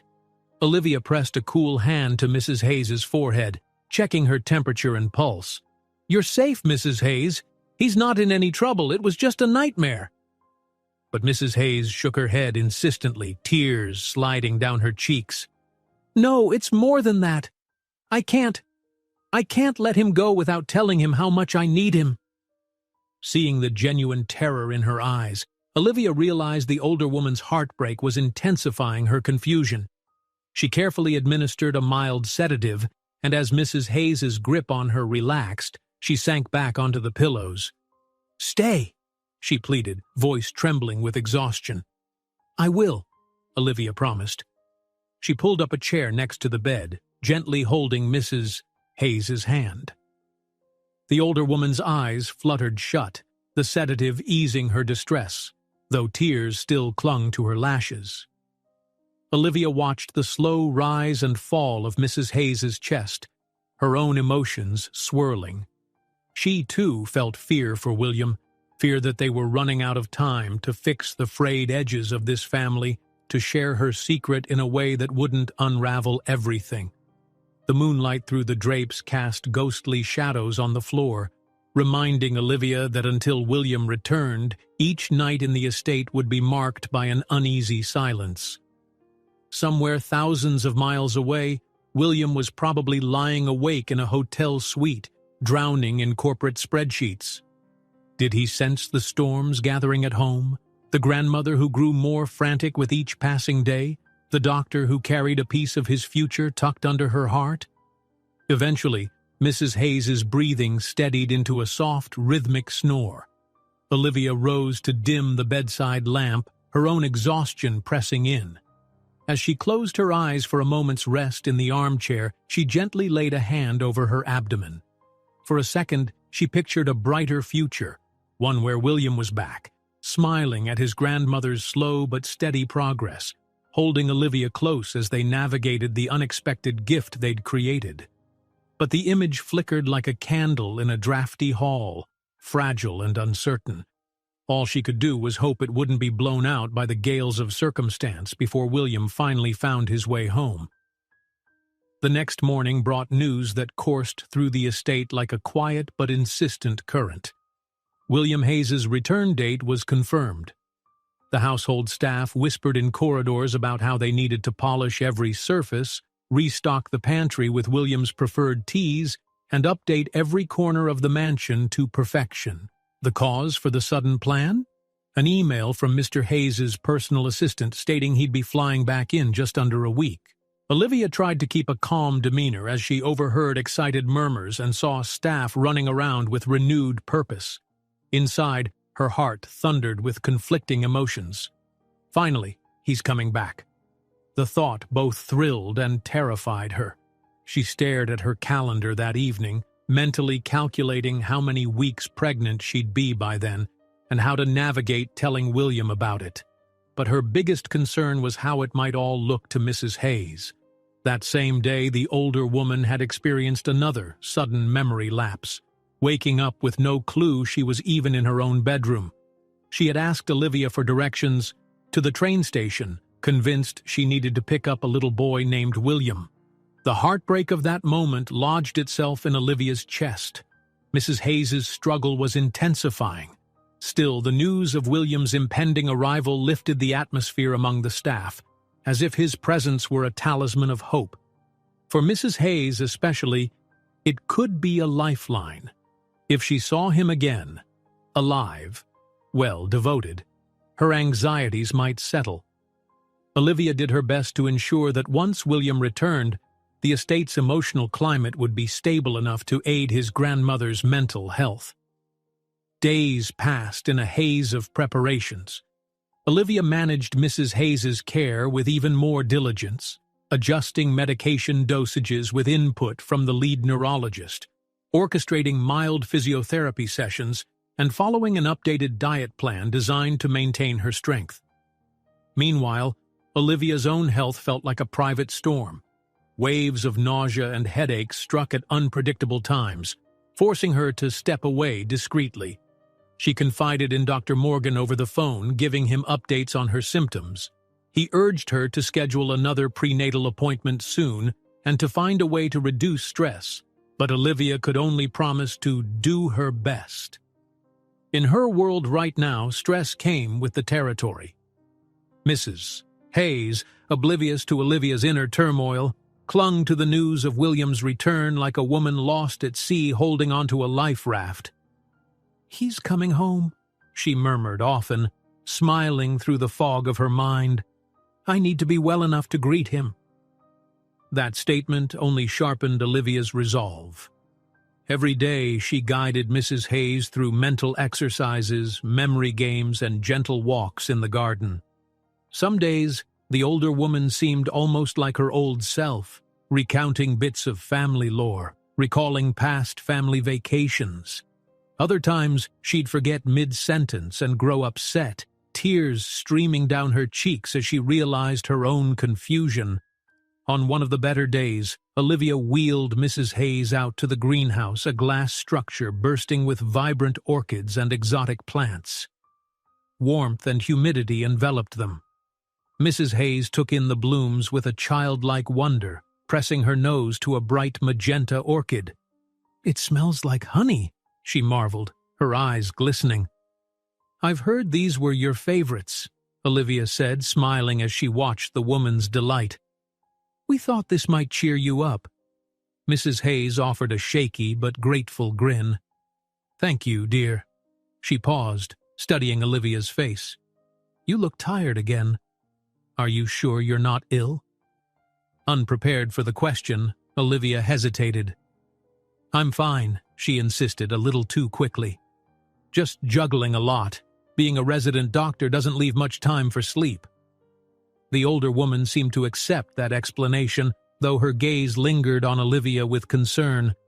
They lapsed into a companionable silence, with the soft hiss of the greenhouse's sprinklers and the flutter of butterfly wings in the warm air. Finally, the day of William's homecoming arrived, a bright, crisp morning with sunbeams cutting through the estate windows at gentle angles. At precisely 8 a.m., the staff initiated a flurry of last-minute tasks, checking every room's tidiness, adjusting floral arrangements, and ensuring the kitchen was stocked with fresh fruit and William's favorite coffee blend. Olivia felt her nerves tighten. She'd barely slept the night before, rehearsing how to tell William about her pregnancy. Would she do it as soon as he stepped out of the car? No, that was too abrupt. During his grandmother's afternoon nap, maybe? On a quiet walk through the garden? She had no easy answers, but she knew she couldn't delay forever. Mrs. Hayes, too, was on edge, though in her own confused way. She fluttered from one room to another, restless and eager. "I need to find the blue scarf," she insisted at one point, rummaging through drawers. "He bought it for me in Paris, and I want to wear it when he arrives." Carmen, the nurse, handed her the scarf, an elegant navy blue silk patterned with tiny gold flowers. Mrs. Hayes clasped it to her chest, looking relieved. "I'm ready," she whispered. Outside, just after lunch, the main gates opened. A sleek black SUV glided along the driveway, coming to a stop in front of the imposing double doors. Olivia watched from a window on the second floor, heart pounding. She saw William step out, straightening his suit jacket. He looked tired, dark circles under his eyes, but resolute, as though he'd willed himself through countless meetings just to make it here. Without waiting for a formal introduction, he hurried inside. Mrs. Hayes was there in the foyer, perched in her wheelchair, the navy blue scarf around her neck. When William caught sight of her, his expression melted from businesslike composure to warm relief. "Grandmother," he said softly, dropping to one knee beside her. Her hands trembled as they found his. "You're home," she breathed, tears slipping down her cheeks. "I was so afraid, William, afraid something might happen to you." He squeezed her hands gently. "I'm sorry." Business took longer than expected. Glancing around at the staff, he exhaled. "Thank you all for keeping everything running smoothly. It's good to be back." Olivia lingered at the edge of the foyer, her breath catching in her throat. He hadn't noticed her yet, his attention wholly fixed on his grandmother. But finally, William stood, meeting Olivia's gaze across the room. A dozen unspoken words passed between them in that single look. "I've missed you. I'm glad you're safe. We need to talk." Over the next hour, William was swept into family matters, private discussions with his grandmother, checking the household accounts, and quietly thanking each staff member for their care. Eventually, he made his way to the estate's private clinic to review Mrs. Hayes's medical status. When Olivia saw him entering the clinic's corridor, she subtly beckoned him into a smaller office. He shut the door behind them, the click echoing in the silence. She saw fatigue etched in his features, mingling with an undercurrent of apprehension. Before she could speak, he reached out and gently took her hand. "I can't tell you how many times I wanted to drop everything and fly back," he murmured. "I'm sorry for staying away so long." Emotions welled in her chest. She squeezed his fingers.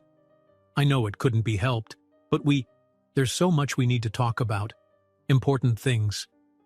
William's brow furrowed as he studied her face. "You do look pale," he admitted, brushing a strand of hair from her forehead. "Is everything all right?" Her mouth went dry. Just tell him. But the momentum, the timing, everything felt off. I'm just relieved you're here," she managed. "Your grandmother's condition. It's stable, but she's been anxious. She really needed you." He nodded, the tension in his shoulders easing slightly at the mention of Mrs. Hayes. "I'll do everything I can to make it up to her," he murmured. "And to you." He leaned in, tentatively, as if unsure whether he should, but when she didn't pull away, he closed the distance, pressing his lips to hers in a soft, uncertain kiss. It lasted only a moment, but it carried the warmth and longing of weeks spent apart. Olivia felt her eyes flutter shut, her heart stuttering at the closeness. They broke apart slowly. William hovered inches away, searching her gaze. "I missed you," he repeated, voice low. The confession made her chest tighten. "He needs to know, Olivia. Don't hide this any longer." But even now, the words tangled in her throat, drowned out by a swirl of relief and longing. "I missed you too," she said softly. A gentle knock sounded on the door, jolting them both. Carmen's voice filtered in. "Dr. Bennett, Mrs. Hayes is asking for Mr. Hayes. She's worried he'll vanish again." William closed his eyes briefly as if wrestling with frustration at the intrusion, then forced a small grin. "We'll continue this," he told Olivia. "But my grandmother comes first." She nodded, swallowing the knot in her throat. "Yes, of course. Go to her." He left quickly, leaving Olivia alone in the small office, her thoughts spinning. The moment had slipped away, and with it, another opportunity to reveal her secret. The reality hit her. Telling William that she was pregnant wouldn't be simple or clean. It risked upending the balance they had, and might overwhelm him at a time when his grandmother's health was so precarious. That evening, William insisted on a simple family meal in a less formal dining area. He asked Olivia to join, along with Mrs. Hayes and a few key staff members who had been intimately involved in her care. Mrs. Hayes was in high spirits, albeit a bit disoriented at times. She clung to William's hand, smiling drowsily as conversation ebbed and flowed. Olivia sat across from William, trying to ignore the flutter in her abdomen every time he glanced her way.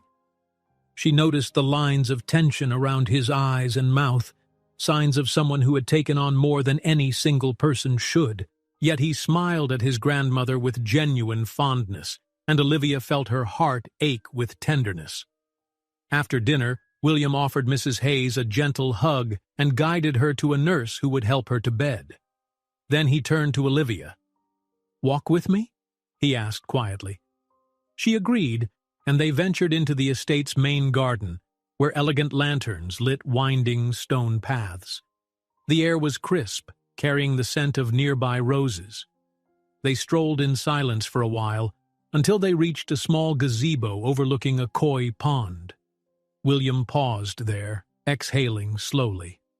"It feels unreal to be back," he said, taking in the garden's tranquil beauty. "I've been operating in crisis mode for weeks, but now I see grandmother. She looks weaker." "She's had difficult spells," Olivia admitted, stepping closer. "But she's holding on, hoping for more time with you." He closed his eyes, guilt flashing in his expression. "I want that too. I can't let her down. And I can't let you down either. Something's been on your mind, I can tell. Did something happen while I was gone?" She froze, heart hammering. He's asking directly now. You can't dodge it forever. She swallowed the rising panic, trying to speak. But just then, the crunch of gravel behind them interrupted.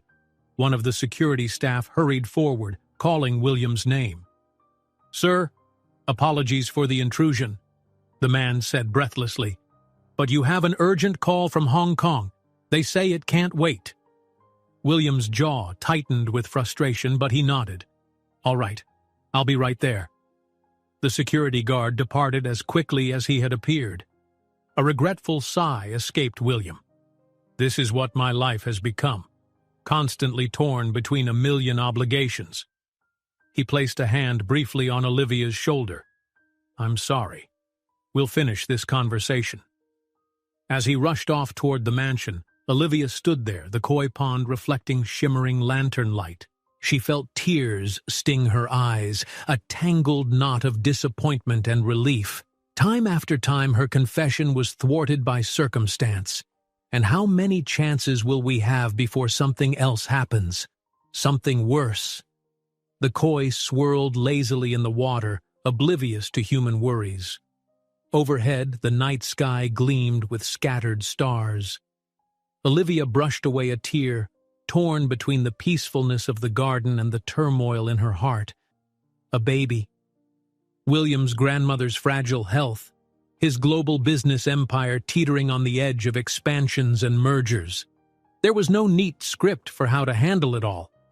Yet as she turned to head back inside, she felt a tiny, instinctual surge of hope. "Maybe tomorrow," she told herself. "I'll find the courage to tell him tomorrow." An amber sunrise crept across the estate grounds, illuminating the dew on hedges and the polished stone of the mansion's facade. Despite the early hour, Olivia was already awake, seated at the small desk in her private suite. The air smelled faintly of lavender from a diffuser someone on staff had thoughtfully provided, an attempt to help her rest better. She tapped a pen against a blank notepad, heart pounding with restless energy. Today was the day, she decided. She would find a moment, create a moment, if need be, to tell William about the pregnancy. They'd already lost too many opportunities to urgency or interruption, and her condition couldn't remain hidden forever.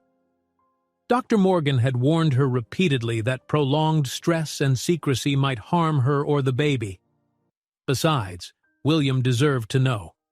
He had a right to the truth, especially when it came to something so life-altering. A timid knock at the door broke her reverie. "Come in," she called, straightening her posture. Carmen peeked inside, an apologetic expression on her face.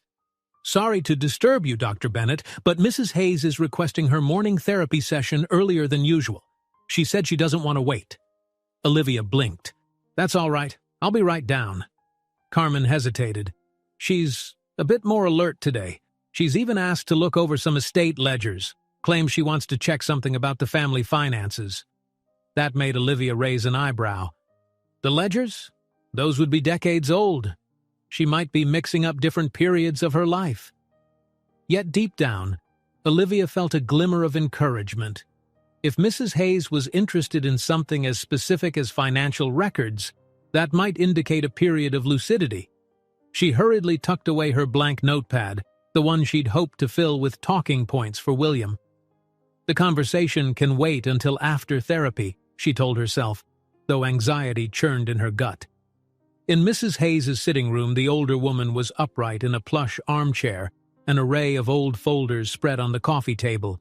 Her eyes flicked up when Olivia entered, and a small smile curved her lips. "Good morning, dear," she greeted, in a voice that sounded clearer than usual. "I was just telling Carmen that I want to make sure everything is in order here at the house. It's been so long since I looked at the finances, but I used to keep them in impeccable shape." Olivia offered a gentle nod.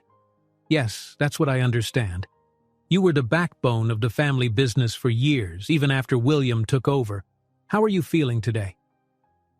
Mrs. Hayes sighed, glancing down at the rows of figures, fund allocations, charitable donations, property taxes from decades past. "Sometimes I forget the year, or the day, but not this morning. Something sharp here," she said, tapping her temple lightly. "Feels like I'm awake again, if only for a little while." Olivia tried to keep her tone bright. "That's wonderful. Perhaps we can do some memory exercises while you look through these records, see if it helps reinforce certain details." The older woman nodded, flipping through a ledger with surprising dexterity. For several minutes, Olivia guided her through gentle prompts. What year is listed on these documents? Do you recall which properties the family owned at that time? Mrs. Hayes responded with a thoughtfulness that left Olivia nearly speechless. She correctly named old business partners, recalled when the estate's greenhouse was constructed, and even remembered details of a local library donation. It was a window of clarity, an ephemeral but precious glimpse of the woman she once was. Eventually, though, Mrs. Hayes's hands stilled on a page, her brow furrowed. I see all these accounts, these expansions, and William has built them beyond imagining, hasn't he? Olivia nodded softly. Yes, Hayes Industries is enormous now, global, with technology ventures, philanthropic initiatives, real estate expansions. Then why? Mrs. Hayes swallowed, eyes shining with unshed tears. Why do I feel like something's missing? I can't place it. Some detail, something in the air here at home. Something about you, dear. Olivia felt a jolt. The older woman's gaze was direct, too perceptive. She forced a careful smile. About me? I'm your live-in resident doctor, that's all. I'm here to care for you. Mrs. Hayes studied her, a flicker of suspicion crossing her features. Your face? It's changed, hasn't it? You're paler, or maybe there's a glow. My mother used to say pregnant women glowed. The words struck like a lightning bolt. Olivia's chest constricted. Mrs. Hayes. Before she could muster a deflection, the older woman's gaze dropped to Olivia's midsection. Oh my God, are you? She trailed off, confusion swirling with dawning realization. Is that what you're hiding? Olivia's heart hammered. I wasn't hiding, she stammered, struggling. It's complicated. Mrs. Hayes's thin brows rose. Complicated how? Then her eyes widened even more. William? Is it William's child? The shock on Olivia's face must have confirmed it. Guilt, fear, and relief all warred inside her as she realized she couldn't lie. Certainly not with Mrs. Hayes looking at her with such uncharacteristic lucidity. Trembling, Olivia sank onto the arm of the couch. It's so new, she whispered, voice trembling. I only found out a few weeks ago when he was abroad. I've tried to tell him since he got back, but there's never a good moment. Your health, everything else, I just haven't had the chance. Mrs. Hayes's face softened. Oh, my dear girl. She reached a hand out and Olivia grasped it, tears pricking her eyes. I'm so sorry, Olivia choked. I never wanted to betray your trust. It was unexpected, but it happened. And we don't regret. She exhaled shakily. At least I don't. I'm just terrified. Mrs. Hayes gently patted her hand. I see. There was a moment of quiet as the older woman visibly processed this revelation. When she finally spoke again, her voice was gentler than Olivia had ever heard it. I know William.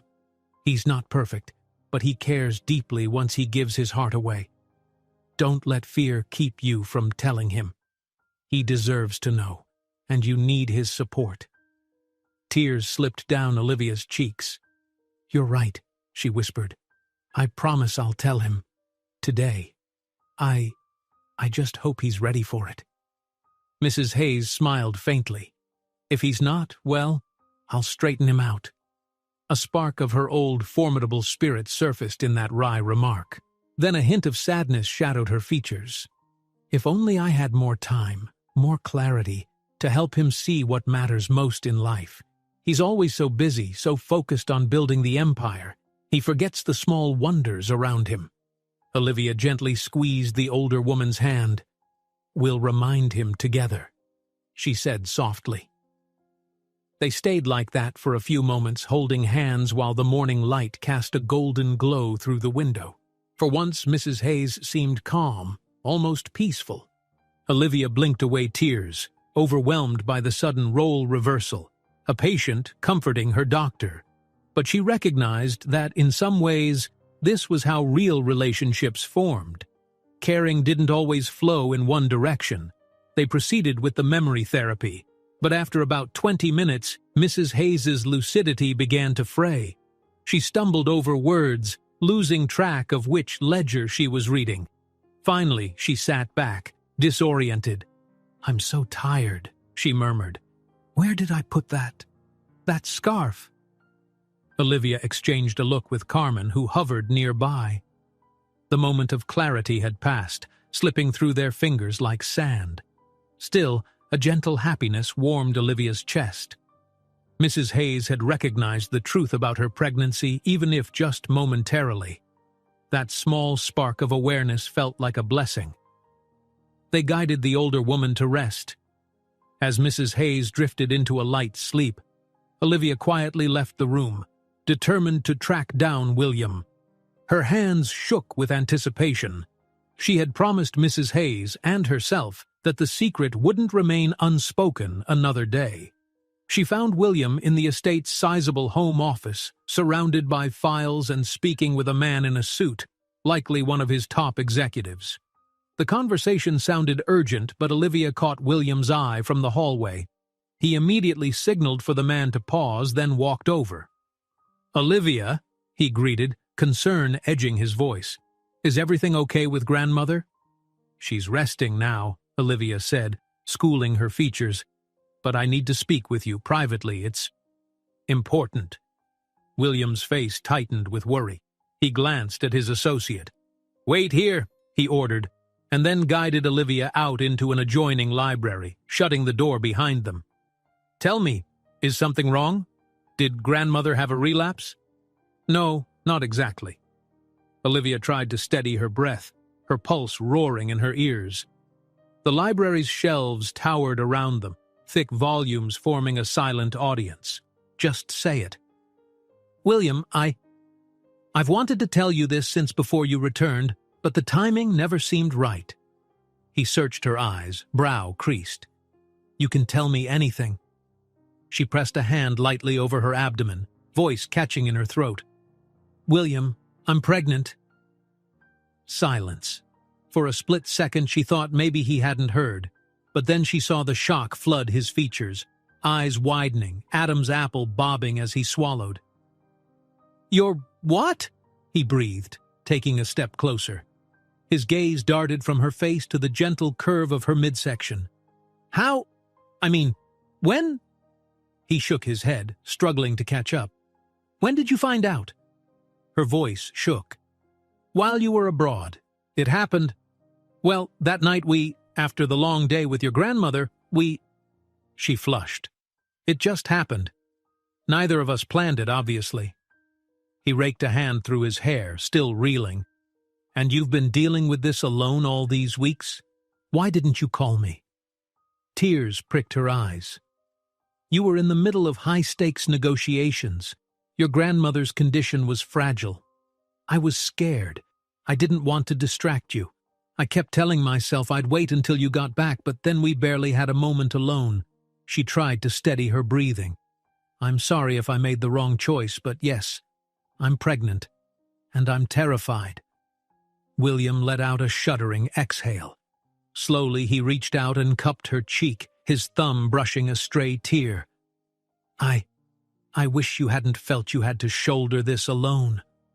His voice was gentle, eyes brimming with a mix of concern and wonder. "My God, Olivia, a baby!"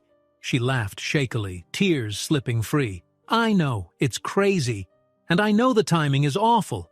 There's your grandmother, the empire you're running." He pressed a finger to her lips, silencing her.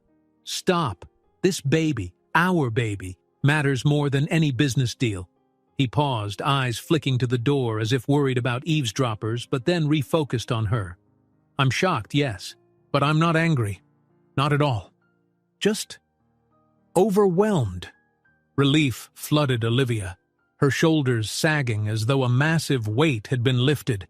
She let out a ragged breath she didn't realize she'd been holding. "So you're okay with this?" William swallowed, nodding slowly. "It's definitely a surprise. We'll have challenges. Grandmother, the ethical lines of your job, the media once they find out. But I'm not going anywhere. Do you hear me? I want to be here, for you and for our child."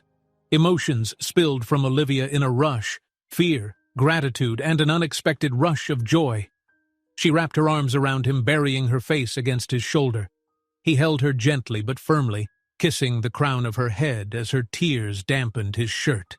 They stood like that for a long moment in the quiet library, the hush of the estate enveloping them. Outside, staff members bustled, unaware that the future of the Hayes family had just shifted irrevocably. At last, William drew back, brushing her tears away.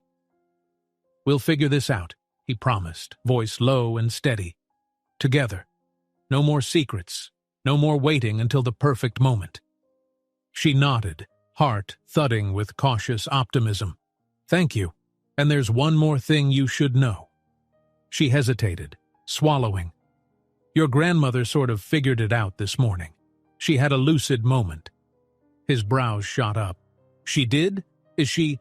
She's resting now, but she was the one who encouraged me to tell you. She wants us to face this openly." William closed his eyes for a moment, touched. "That sounds like her," he murmured, a faint smile curving his lips. "Despite her illness, she still wants to protect me, and maybe protect us as well." Olivia squeezed his hands. "I'm sorry it took me so long to say anything. So much has happened." He gently tipped her chin up. "Don't apologize anymore. We'll deal with everything. My grandmother's condition, the press, your position as her doctor, one step at a time. Right now, I just need to be with you." A warm flush spread across Olivia's cheeks. She felt for the first time in weeks a spark of genuine hope. The road ahead would be rocky, she was certain of that. But in William's eyes, she saw commitment, not blame or panic. It was enough to make her believe they could navigate the tempest of family expectations, medical ethics, and the unstoppable demands of the Hayes empire. Hand in hand, they walked out of the library into the bustling corridor. Staff members paused momentarily to greet them, oblivious to the life-altering revelation that had just unfolded behind closed doors. As William guided Olivia toward a quieter part of the mansion, she clutched his hand like a lifeline. "One step at a time," she echoed in her mind, her heart finally lighter than it had been in weeks. Word spread quickly throughout the Hayes estate that William was in high spirits. Though the staff didn't know the exact reason, they sensed a shift in his demeanor. He spoke more softly to Mrs. Hayes, lingered in the corridors as though savoring each moment at home, and occasionally flashed Olivia a private smile that hinted at a secret shared only between them. Meanwhile, Mrs. Hayes had retreated into another bout of confusion after her morning of remarkable clarity. That left Olivia and William with the delicate task of deciding how and when to make future announcements about the pregnancy. For now, they kept it private. There were enough challenges with Mrs. Hayes's precarious condition, one step at a time, as they'd promised. "So what's our plan?" Olivia asked one evening, perched on a stool in the estate's large kitchen. She watched as William prepared 2 cups of tea, surprisingly at ease in the once intimidating culinary space. A gentle hush had fallen over the mansion. Mrs. Hayes was asleep, the staff mostly retired for the night. William placed a steaming mug in front of her and sank onto a stool across the granite island. "First, we talk to my grandmother, if she has another lucid moment. She deserves to hear it from me directly, not in scattered pieces of memory." Olivia nodded, blowing on her tea, a warmth pooling in her chest. "That's fair. We can handle the rest, like the press or my role here at the estate after that. But do you think she'll have enough clarity to understand?" A flicker of sadness crossed William's expression. "I'm not sure. Alzheimer's is cruel that way. One day she's almost herself. The next day she can't remember me. But we won't hide this from her if she's capable of knowing. She adores you, you know." The admission sent a soft pang through Olivia's heart. She glanced at her belly, still not visibly rounded but holding a secret that felt like it grew heavier by the day. "I hope she'll be happy for us," she murmured. William reached across the counter to rest a hand on hers. "She will be," he promised, voice firm. She wants me to live, not just exist. And that's what this baby means. A life beyond corporate boardrooms. Olivia's throat tightened with unexpected emotion. She squeezed his hand, grateful for the sureness in his eyes. Sometimes I still can't believe it, she admitted softly. This house, our roles, it's a far cry from my life as a hospital resident. And now, parenthood. He stood, moving around the counter to sit beside her. We'll figure it all out, he said, pressing a comforting hand between her shoulder blades. We can't do it alone, of course. We'll need help. My grandmother's doctors, your mentor, maybe some of our family friends, but I want us to tackle it together, openly. She turned her face toward him, heart beating faster. I'm sorry if I ever doubted your reaction, she whispered, eyes glistening. I was so worried you'd see this as another burden, another demand on your time. I know how much pressure you're already under. He shook his head, voice low with conviction. You and our baby? That's not a burden. It's a gift I never saw coming. I'd be a fool to reject it. Olivia leaned into him, resting her head on his shoulder. For a moment, they sipped their tea in an easy quiet, a bubble of contentment in the hush of the sleeping mansion. In the distance, the wind rustled the leaves in the garden, and somewhere a clock chimed the hour. This was the first time in weeks Olivia had felt truly at peace.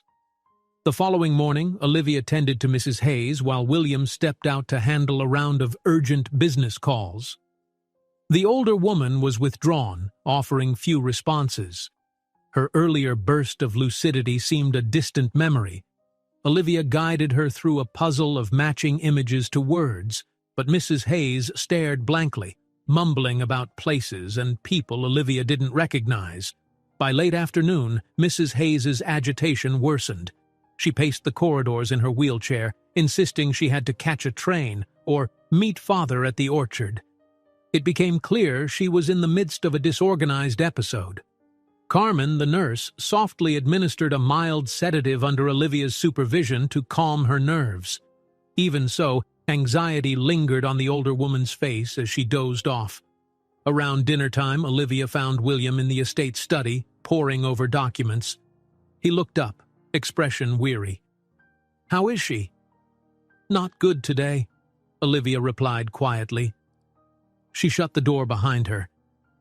She's drifting in and out of these confused states, talking about people from decades ago. She mentioned her father, which I haven't heard before. I gave her a small dose to help her rest. William let out a slow exhale, massaging his temples. I wish I could do more. Watching her slip like this.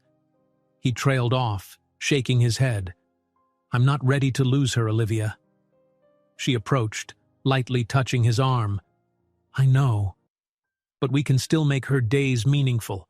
And who knows, she might have another moment of clarity. Alzheimer's isn't always linear.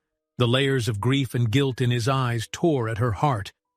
But she also sensed he was holding on to something, a kind of silent determination. Let me show you something, he said finally, turning his laptop around so she could see the screen. I've been in talks about a new philanthropic fund, a large donation to Alzheimer's research in my grandmother's name. It's in the early stages, but if she stabilizes enough to understand, maybe she'll see what I'm doing in her honor. Olivia felt a rush of admiration.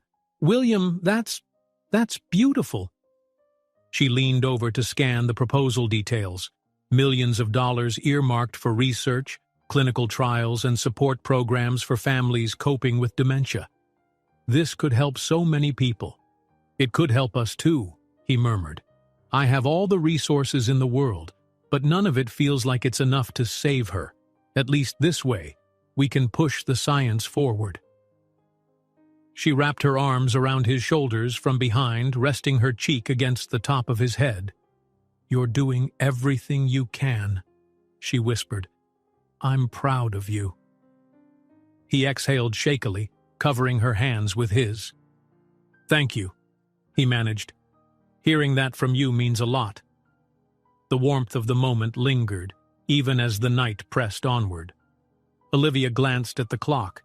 Mrs. Hayes might sleep for a while, which meant she and William had a rare window to talk freely or just be together without interruption. "Do you want to join me for a short walk in the garden?" she asked quietly. "Clear our heads?" He hesitated, scanning the spreadsheet and documents on his laptop. Then he shut the lid. "Yes, let's do that." They strolled under the canopy of oak trees lining the estate's main garden path. Lanterns illuminated the path just enough to cast gentle shadows, revealing the careful landscaping and bursts of moonlit flowers. Olivia linked her arm through William's, finding comfort in the solid warmth of his presence. "Sometimes I think about what it will be like, raising a child here," she confided. "This estate feels enormous, almost too grand. I grew up in a tiny apartment with second-hand furniture. This is a world I never imagined." William gave her arm a light squeeze. "I want our child to know both worlds," he said thoughtfully. "Yes, they'll inherit privilege, but I don't want them to be shielded from reality. I want them to understand empathy and humility." A fond smile tugged at Olivia's lips. "That's all I can ask for," she murmured. A moment of comfortable silence passed. Then she breathed, "We'll need to tell the staff at some point, especially if my role shifts. They might notice I can't do certain medical tasks if I get too far along." He nodded, gaze drifting over the sculpted hedges. "That's true. We'll have to be ready for that." He paused, turning to face her under the soft glow of a lantern. "What about your career? Once you're showing, do you plan to continue as grandmother's doctor or—" She swallowed, a mix of fear and resolve tightening her chest. "I need to think carefully about that. Ethically, it's already a gray area to be her live-in physician while having a personal relationship with her grandson. Add a pregnancy to the mix." She trailed off, grimacing. "It might raise more questions than we can handle. I could switch to a consulting role, and we could bring in another resident to assist, but I don't want to abandon Mrs. Hayes entirely." William frowned, thoughtful. "We'll find a balance. Your well-being, and the babies, must come first. But I also know how important your work here has been. Grandmother trusts you. We'll navigate it together." She appreciated the reassurance. They continued walking until they reached a small pavilion overlooking a pond. Fireflies sparkled on the far bank, and the water's surface rippled in the faint breeze. Olivia rested against the pavilion's railing. "Thank you," she whispered, her voice carrying a hint of emotion. "I keep saying that, but I mean it. I'm so grateful you're not running away from this." He brushed a thumb over her cheek, a tender gesture. "I'd never run away. You and this child, you're my family. I just wish my grandmother could see the future that's unfolding." His voice caught. "I want her to meet her great-grandchild with full awareness, to smile and know there's another Hayes continuing the legacy." Olivia held his gaze, understanding the depth of his longing. "She still has time," she said gently. "Don't give up hope." He exhaled, nodding. "I won't." They stood there, letting the ambiance of the quiet estate envelop them. For once, the monstrous weight of business calls, medical crises, and inheritance burdens felt distant. In their place was a calm certainty that they were in this together, forging a fragile but genuine path toward a shared future. Back inside, as they made their way through a corridor, they noticed Carmen rushing toward them. The nurse's face was anxious. "Mr. Hayes, Dr. Bennett, Mrs. Hayes is awake and calling for both of you," she said breathlessly. "She's quite agitated. Says she has something urgent to tell you." Olivia and William exchanged worried looks and followed Carmen toward Mrs. Hayes's bedroom. They found the older woman propped up against pillows, eyes shining with a strange mix of clarity and desperation.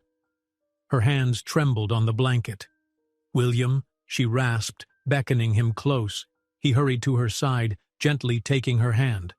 Olivia approached from the other side, feeling the tension crackle in the air. "Grandmother, I'm here," William soothed, leaning in. "What is it?" Mrs. Hayes's gaze swung between the two of them, her breathing unsteady. "I remember something," she said, voice low. "A conversation. Old secrets. I don't want to go without clearing the air. I need to tell you both." She suddenly inhaled sharply, wincing as if in pain. Olivia quickly checked her pulse and blood pressure, which were spiking. "Mrs. Hayes, take slow breaths," she urged. But the older woman persisted, gripping William's hand so tightly her knuckles went white. "Listen, the night your parents died, not an accident. There was more going on. The board, the deals." She coughed, struggling for breath. "We all kept it quiet, but you need to know. The family secrets. You'll be a father now. You must protect." Her words tumbled into incoherence. Alarmed, Olivia helped Carmen elevate Mrs. Hayes's head, carefully checking her oxygen levels. William's face paled, pulse racing as he watched his grandmother gasp. Olivia grabbed a stethoscope, heart pounding. "Mrs. Hayes, calm down. We can talk later. Your health—" But Mrs. Hayes's breathing grew shallower, the flush of exertion brightening her cheeks. She moaned, eyes rolling back slightly. "Have to tell you the truth," she croaked. "You're not safe. Watch the board. There—" She sagged against the pillows, body trembling. William panicked, his voice cracking. "Olivia, do something!" "Stay calm," Olivia commanded, snapping into doctor mode. She signaled Carmen for the emergency medication kit. "Mrs. Hayes is experiencing severe distress. We need to stabilize her now." Within seconds, Olivia administered an IV sedative and oxygen support. Mrs. Hayes's frantic breathing eased, but her eyes drifted shut, consciousness slipping away. For a moment the room was silent except for the beeping of medical equipment. William stood there, hands shaking. "What was she talking about?" he whispered. "Something about my parents' death not being an accident." She sounded terrified. Olivia wrapped an arm around him, her own heart hammering. "I'm not sure. We can't force her to speak when she's like this. Her health comes first. Let's get her stable. Then we'll see if she can clarify." But even as they worked to ensure Mrs. Hayes's vitals were returning to baseline, Olivia couldn't shake a sudden dread gnawing at her chest. The Hayes family had always been influential. Had there been hidden shadows behind the glossy, philanthropic exterior? She glanced at William, who looked both shattered and furious. In the hush that followed, Mrs. Hayes remained unconscious, her features etched with strain. Carmen hovered, ready to adjust medication. William gripped the bed's edge, swallowing hard.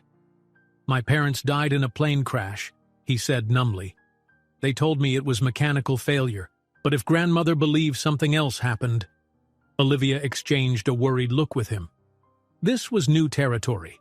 An unexpected layer of complexity added to an already delicate situation.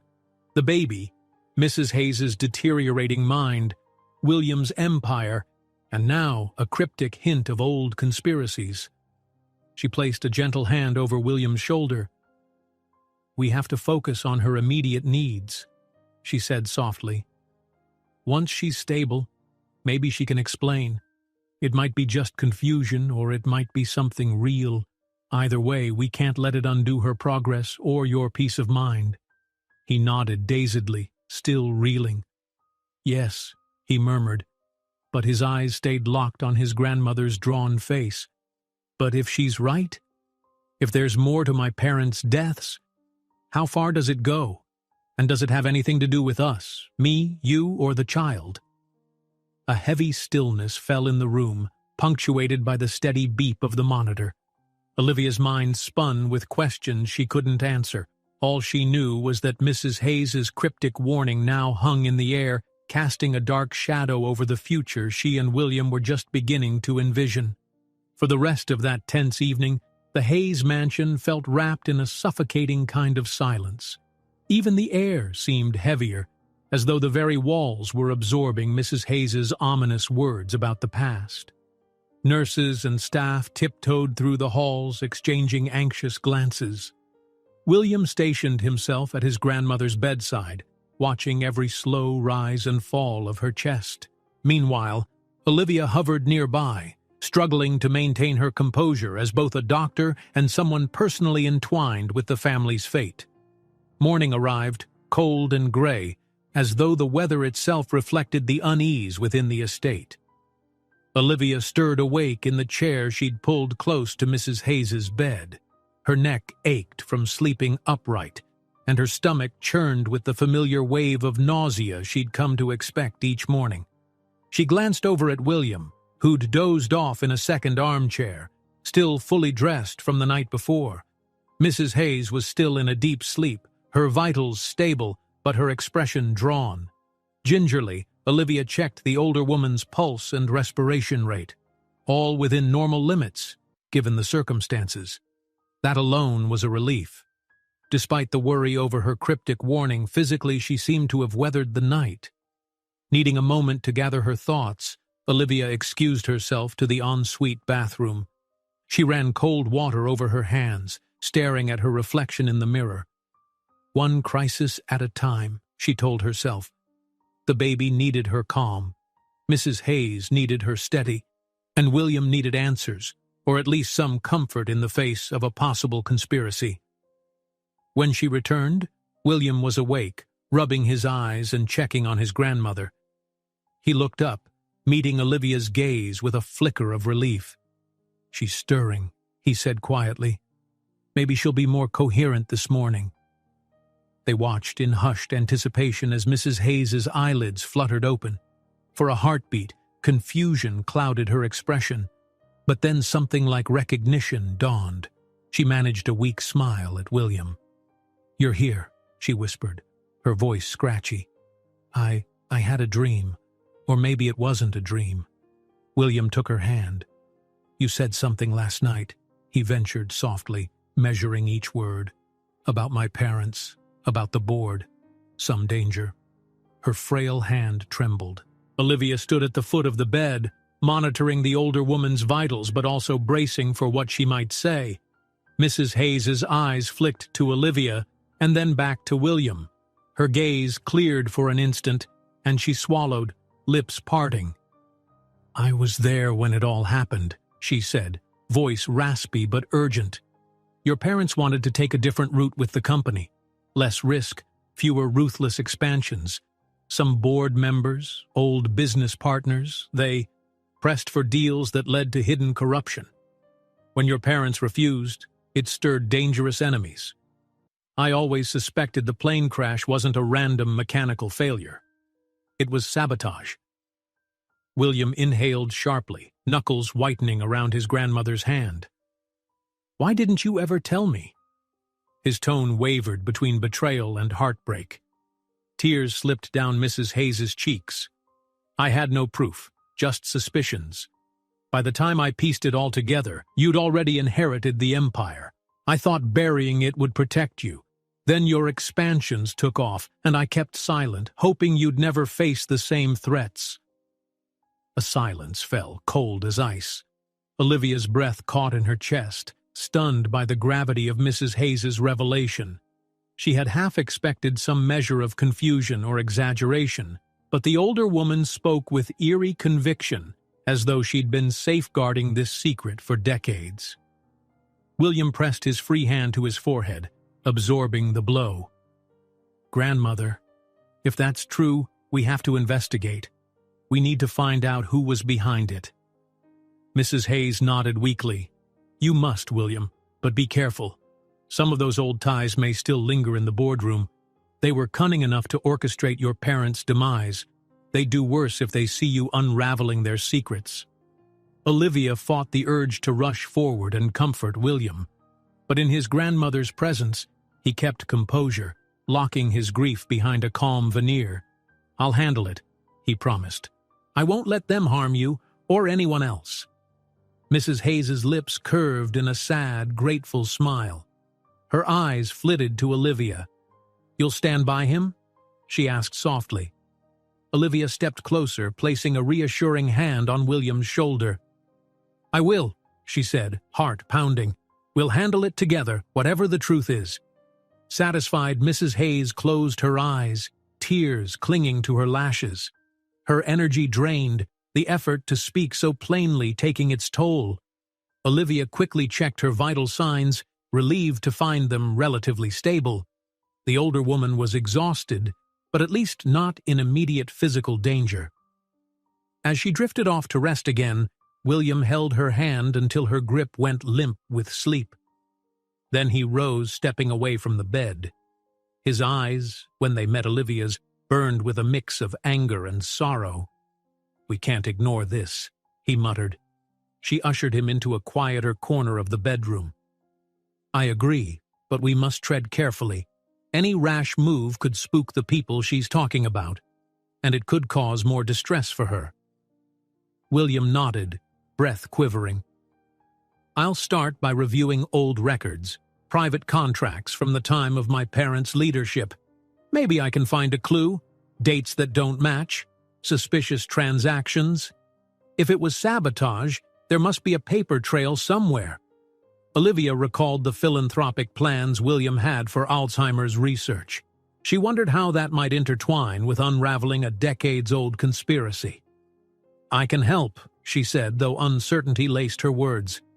"But I'm not a corporate investigator. Still, I can comb through archives for inconsistencies, anything that might stand out." He gave a faint nod, gaze flicking to Mrs. Hayes's unconscious form. "We do it quietly, and we keep grandmother's condition stable above all." She took his hand, their fingers interlacing. "Agreed. One step at a time." Over the next several days, a covert investigation took shape within the Hayes estate. William quietly requested boxes of old financial ledgers, shipping logs, and archived emails that spanned back to his parents' era. He set up a private workspace in a disused corner of the mansion's second floor, away from prying eyes.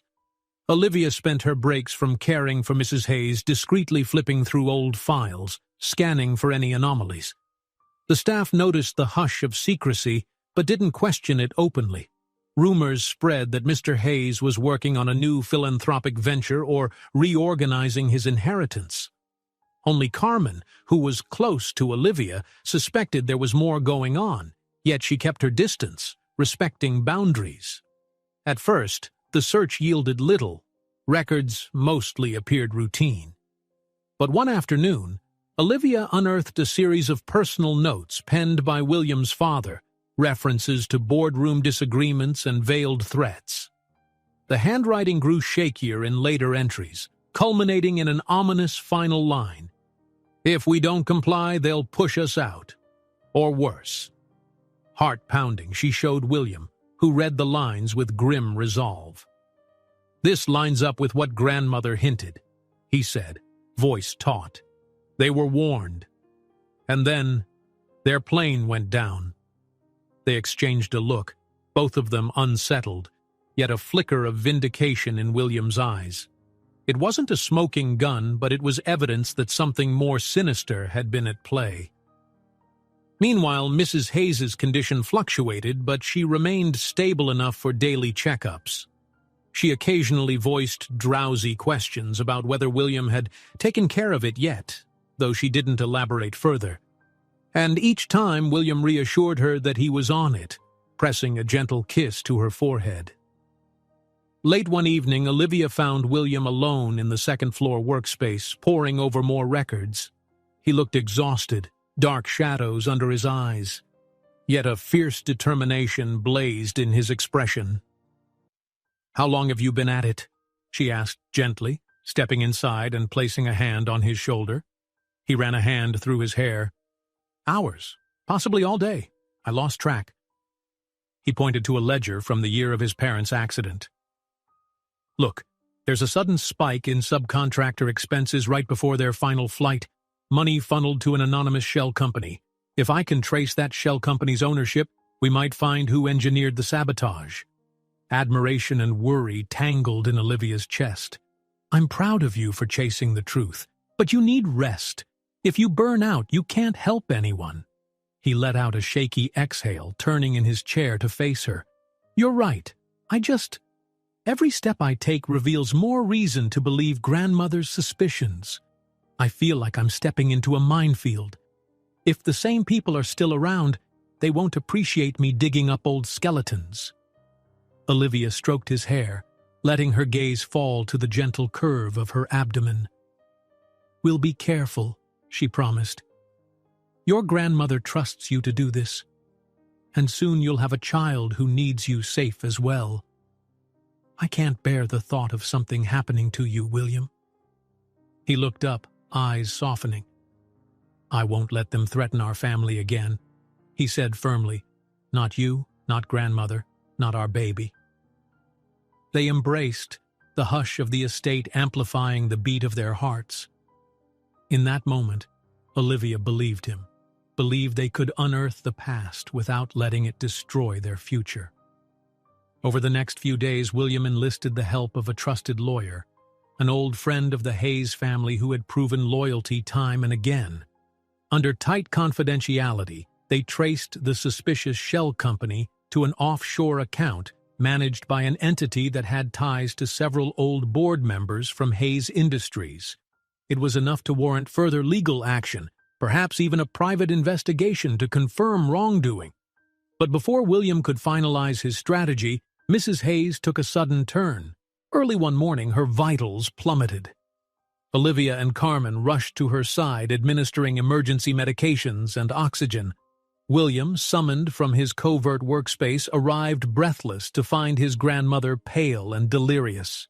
"She's in respiratory distress," Olivia said, voice tight with urgency. "We need to stabilize her now. Call the ambulance or bring in the crash cart if we have to." Mrs. Hayes rasped, eyes unfocused. She clutched William's hand, tears slipping free. "Don't leave me," she begged in a frail whisper. Olivia and Carmen worked in unison, adjusting IVs, preparing to intubate if it came to that. The staff hovered in the hallway, fear etched on their faces. After agonizing minutes, the medication took hold, and Mrs. Hayes's breathing eased, though her pulse remained tenuous. "We might have to transfer her to the hospital for close monitoring," Olivia muttered, exchanging a grave look with William. He nodded, voice shaking. "Whatever it takes, just save her." As they prepped for an ambulance, Mrs. Hayes stirred, a sudden lucidity flashing across her features. "William?" she croaked, blinking at him. He leaned in. "I'm here." She managed a faint smile. "Take care of your child," she whispered. "And the truth about your parents. It's all in the chest. Attic." A harsh cough cut off her words. Olivia shouted for sedation, and the older woman collapsed back onto the pillow, unconscious. The paramedics arrived minutes later, whisking her away on a stretcher while William and Olivia followed in a separate vehicle. At the hospital, Mrs. Hayes was admitted to the ICU, her fragile health teetering on the edge. For 2 days, she slipped in and out of consciousness. Olivia stayed with her as much as possible, though the hospital's medical team took the lead. William roamed the corridors like a restless ghost, phone in one hand, despair in his eyes. On the 3rd day, Mrs. Hayes stabilized. The doctors allowed William and Olivia into the room, cautioning that her prognosis remained uncertain. She lay amid beeping machines, IV lines snaking across her bed. Yet somehow, she smiled faintly upon seeing them together, her gaze lingering on Olivia's abdomen as though she remembered the secret she'd once divined. "We found it," William said softly, clutching her frail hand. "A chest in the attic. Old letters, diaries, more evidence pointing to the sabotage. It's enough to start a formal inquiry. I'll get justice, grandmother, I promise." She exhaled a shuddering breath, eyes shining. "Good," she whispered. "Finish what your parents started. And live, my dear boy. Don't let all this overshadow your child's arrival." Tears blurred William's vision. "I won't." Olivia stepped forward, pressing a gentle hand to Mrs. Hayes's shoulder. "We're here for you," she said softly. "You've done enough. Rest." The older woman's eyes fluttered. In a moment of clarity, she reached out for Olivia's hand too, pressing William's and Olivia's palms together. "A family," she murmured, voice trembling. "Let love be your guiding light." That final admonition hung in the air as Mrs. Hayes slipped into a peaceful doze, the sedation pulling her back under. William and Olivia exchanged tearful glances, hearts aching with gratitude and sorrow. By the end of that week, the Hayes board was rocked by the quiet revelation that William intended to launch a private investigation into the old guard's dealings. A few longtime members resigned abruptly, citing personal reasons. William's legal ally moved behind the scenes, gathering statements and forging alliances to ensure no one could easily threaten the Hayes family again. Mrs. Hayes returned to the mansion once her vitals stabilized, placed on palliative care with the understanding that her Alzheimer's had reached a critical stage. But she remained calm and oddly content, as though unburdened by the secret she'd kept for so long. She recognized Olivia with a gentle smile, occasionally asking how the little one was doing, though she quickly forgot she'd asked. In the hush of her bedroom, Mrs. Hayes had one more moment of lucidity, the day before she passed peacefully in her sleep. She opened her eyes, saw William and Olivia at her bedside, and reached for both their hands. "I love you both," she whispered. "Take care of each other. And the child. Promise me." They promised, tears streaming down their faces. She drifted off soon after, her breathing steady, a soft smile lingering. Late that night she slipped away without pain, leaving behind a legacy of devotion that spanned generations. Her funeral was a dignified affair, attended by those who'd respected her philanthropic work and quiet fortitude. William stood stoically by the casket, Olivia at his side, her pregnancy more apparent under her black dress. Whispers circulated among the mourners, some about the tragic passing of a great matriarch, others about the baby rumored to be on the way. William ignored the rumors, focusing on honoring his grandmother's memory. In the weeks that followed, media speculation buzzed over the internal reshuffling at Hayes Industries and the investigations into certain past board members. Yet William navigated it with a steadiness that surprised even himself. Each time the stress threatened to overwhelm him, he'd recall Mrs. Hayes's final words, "Let love be your guiding light."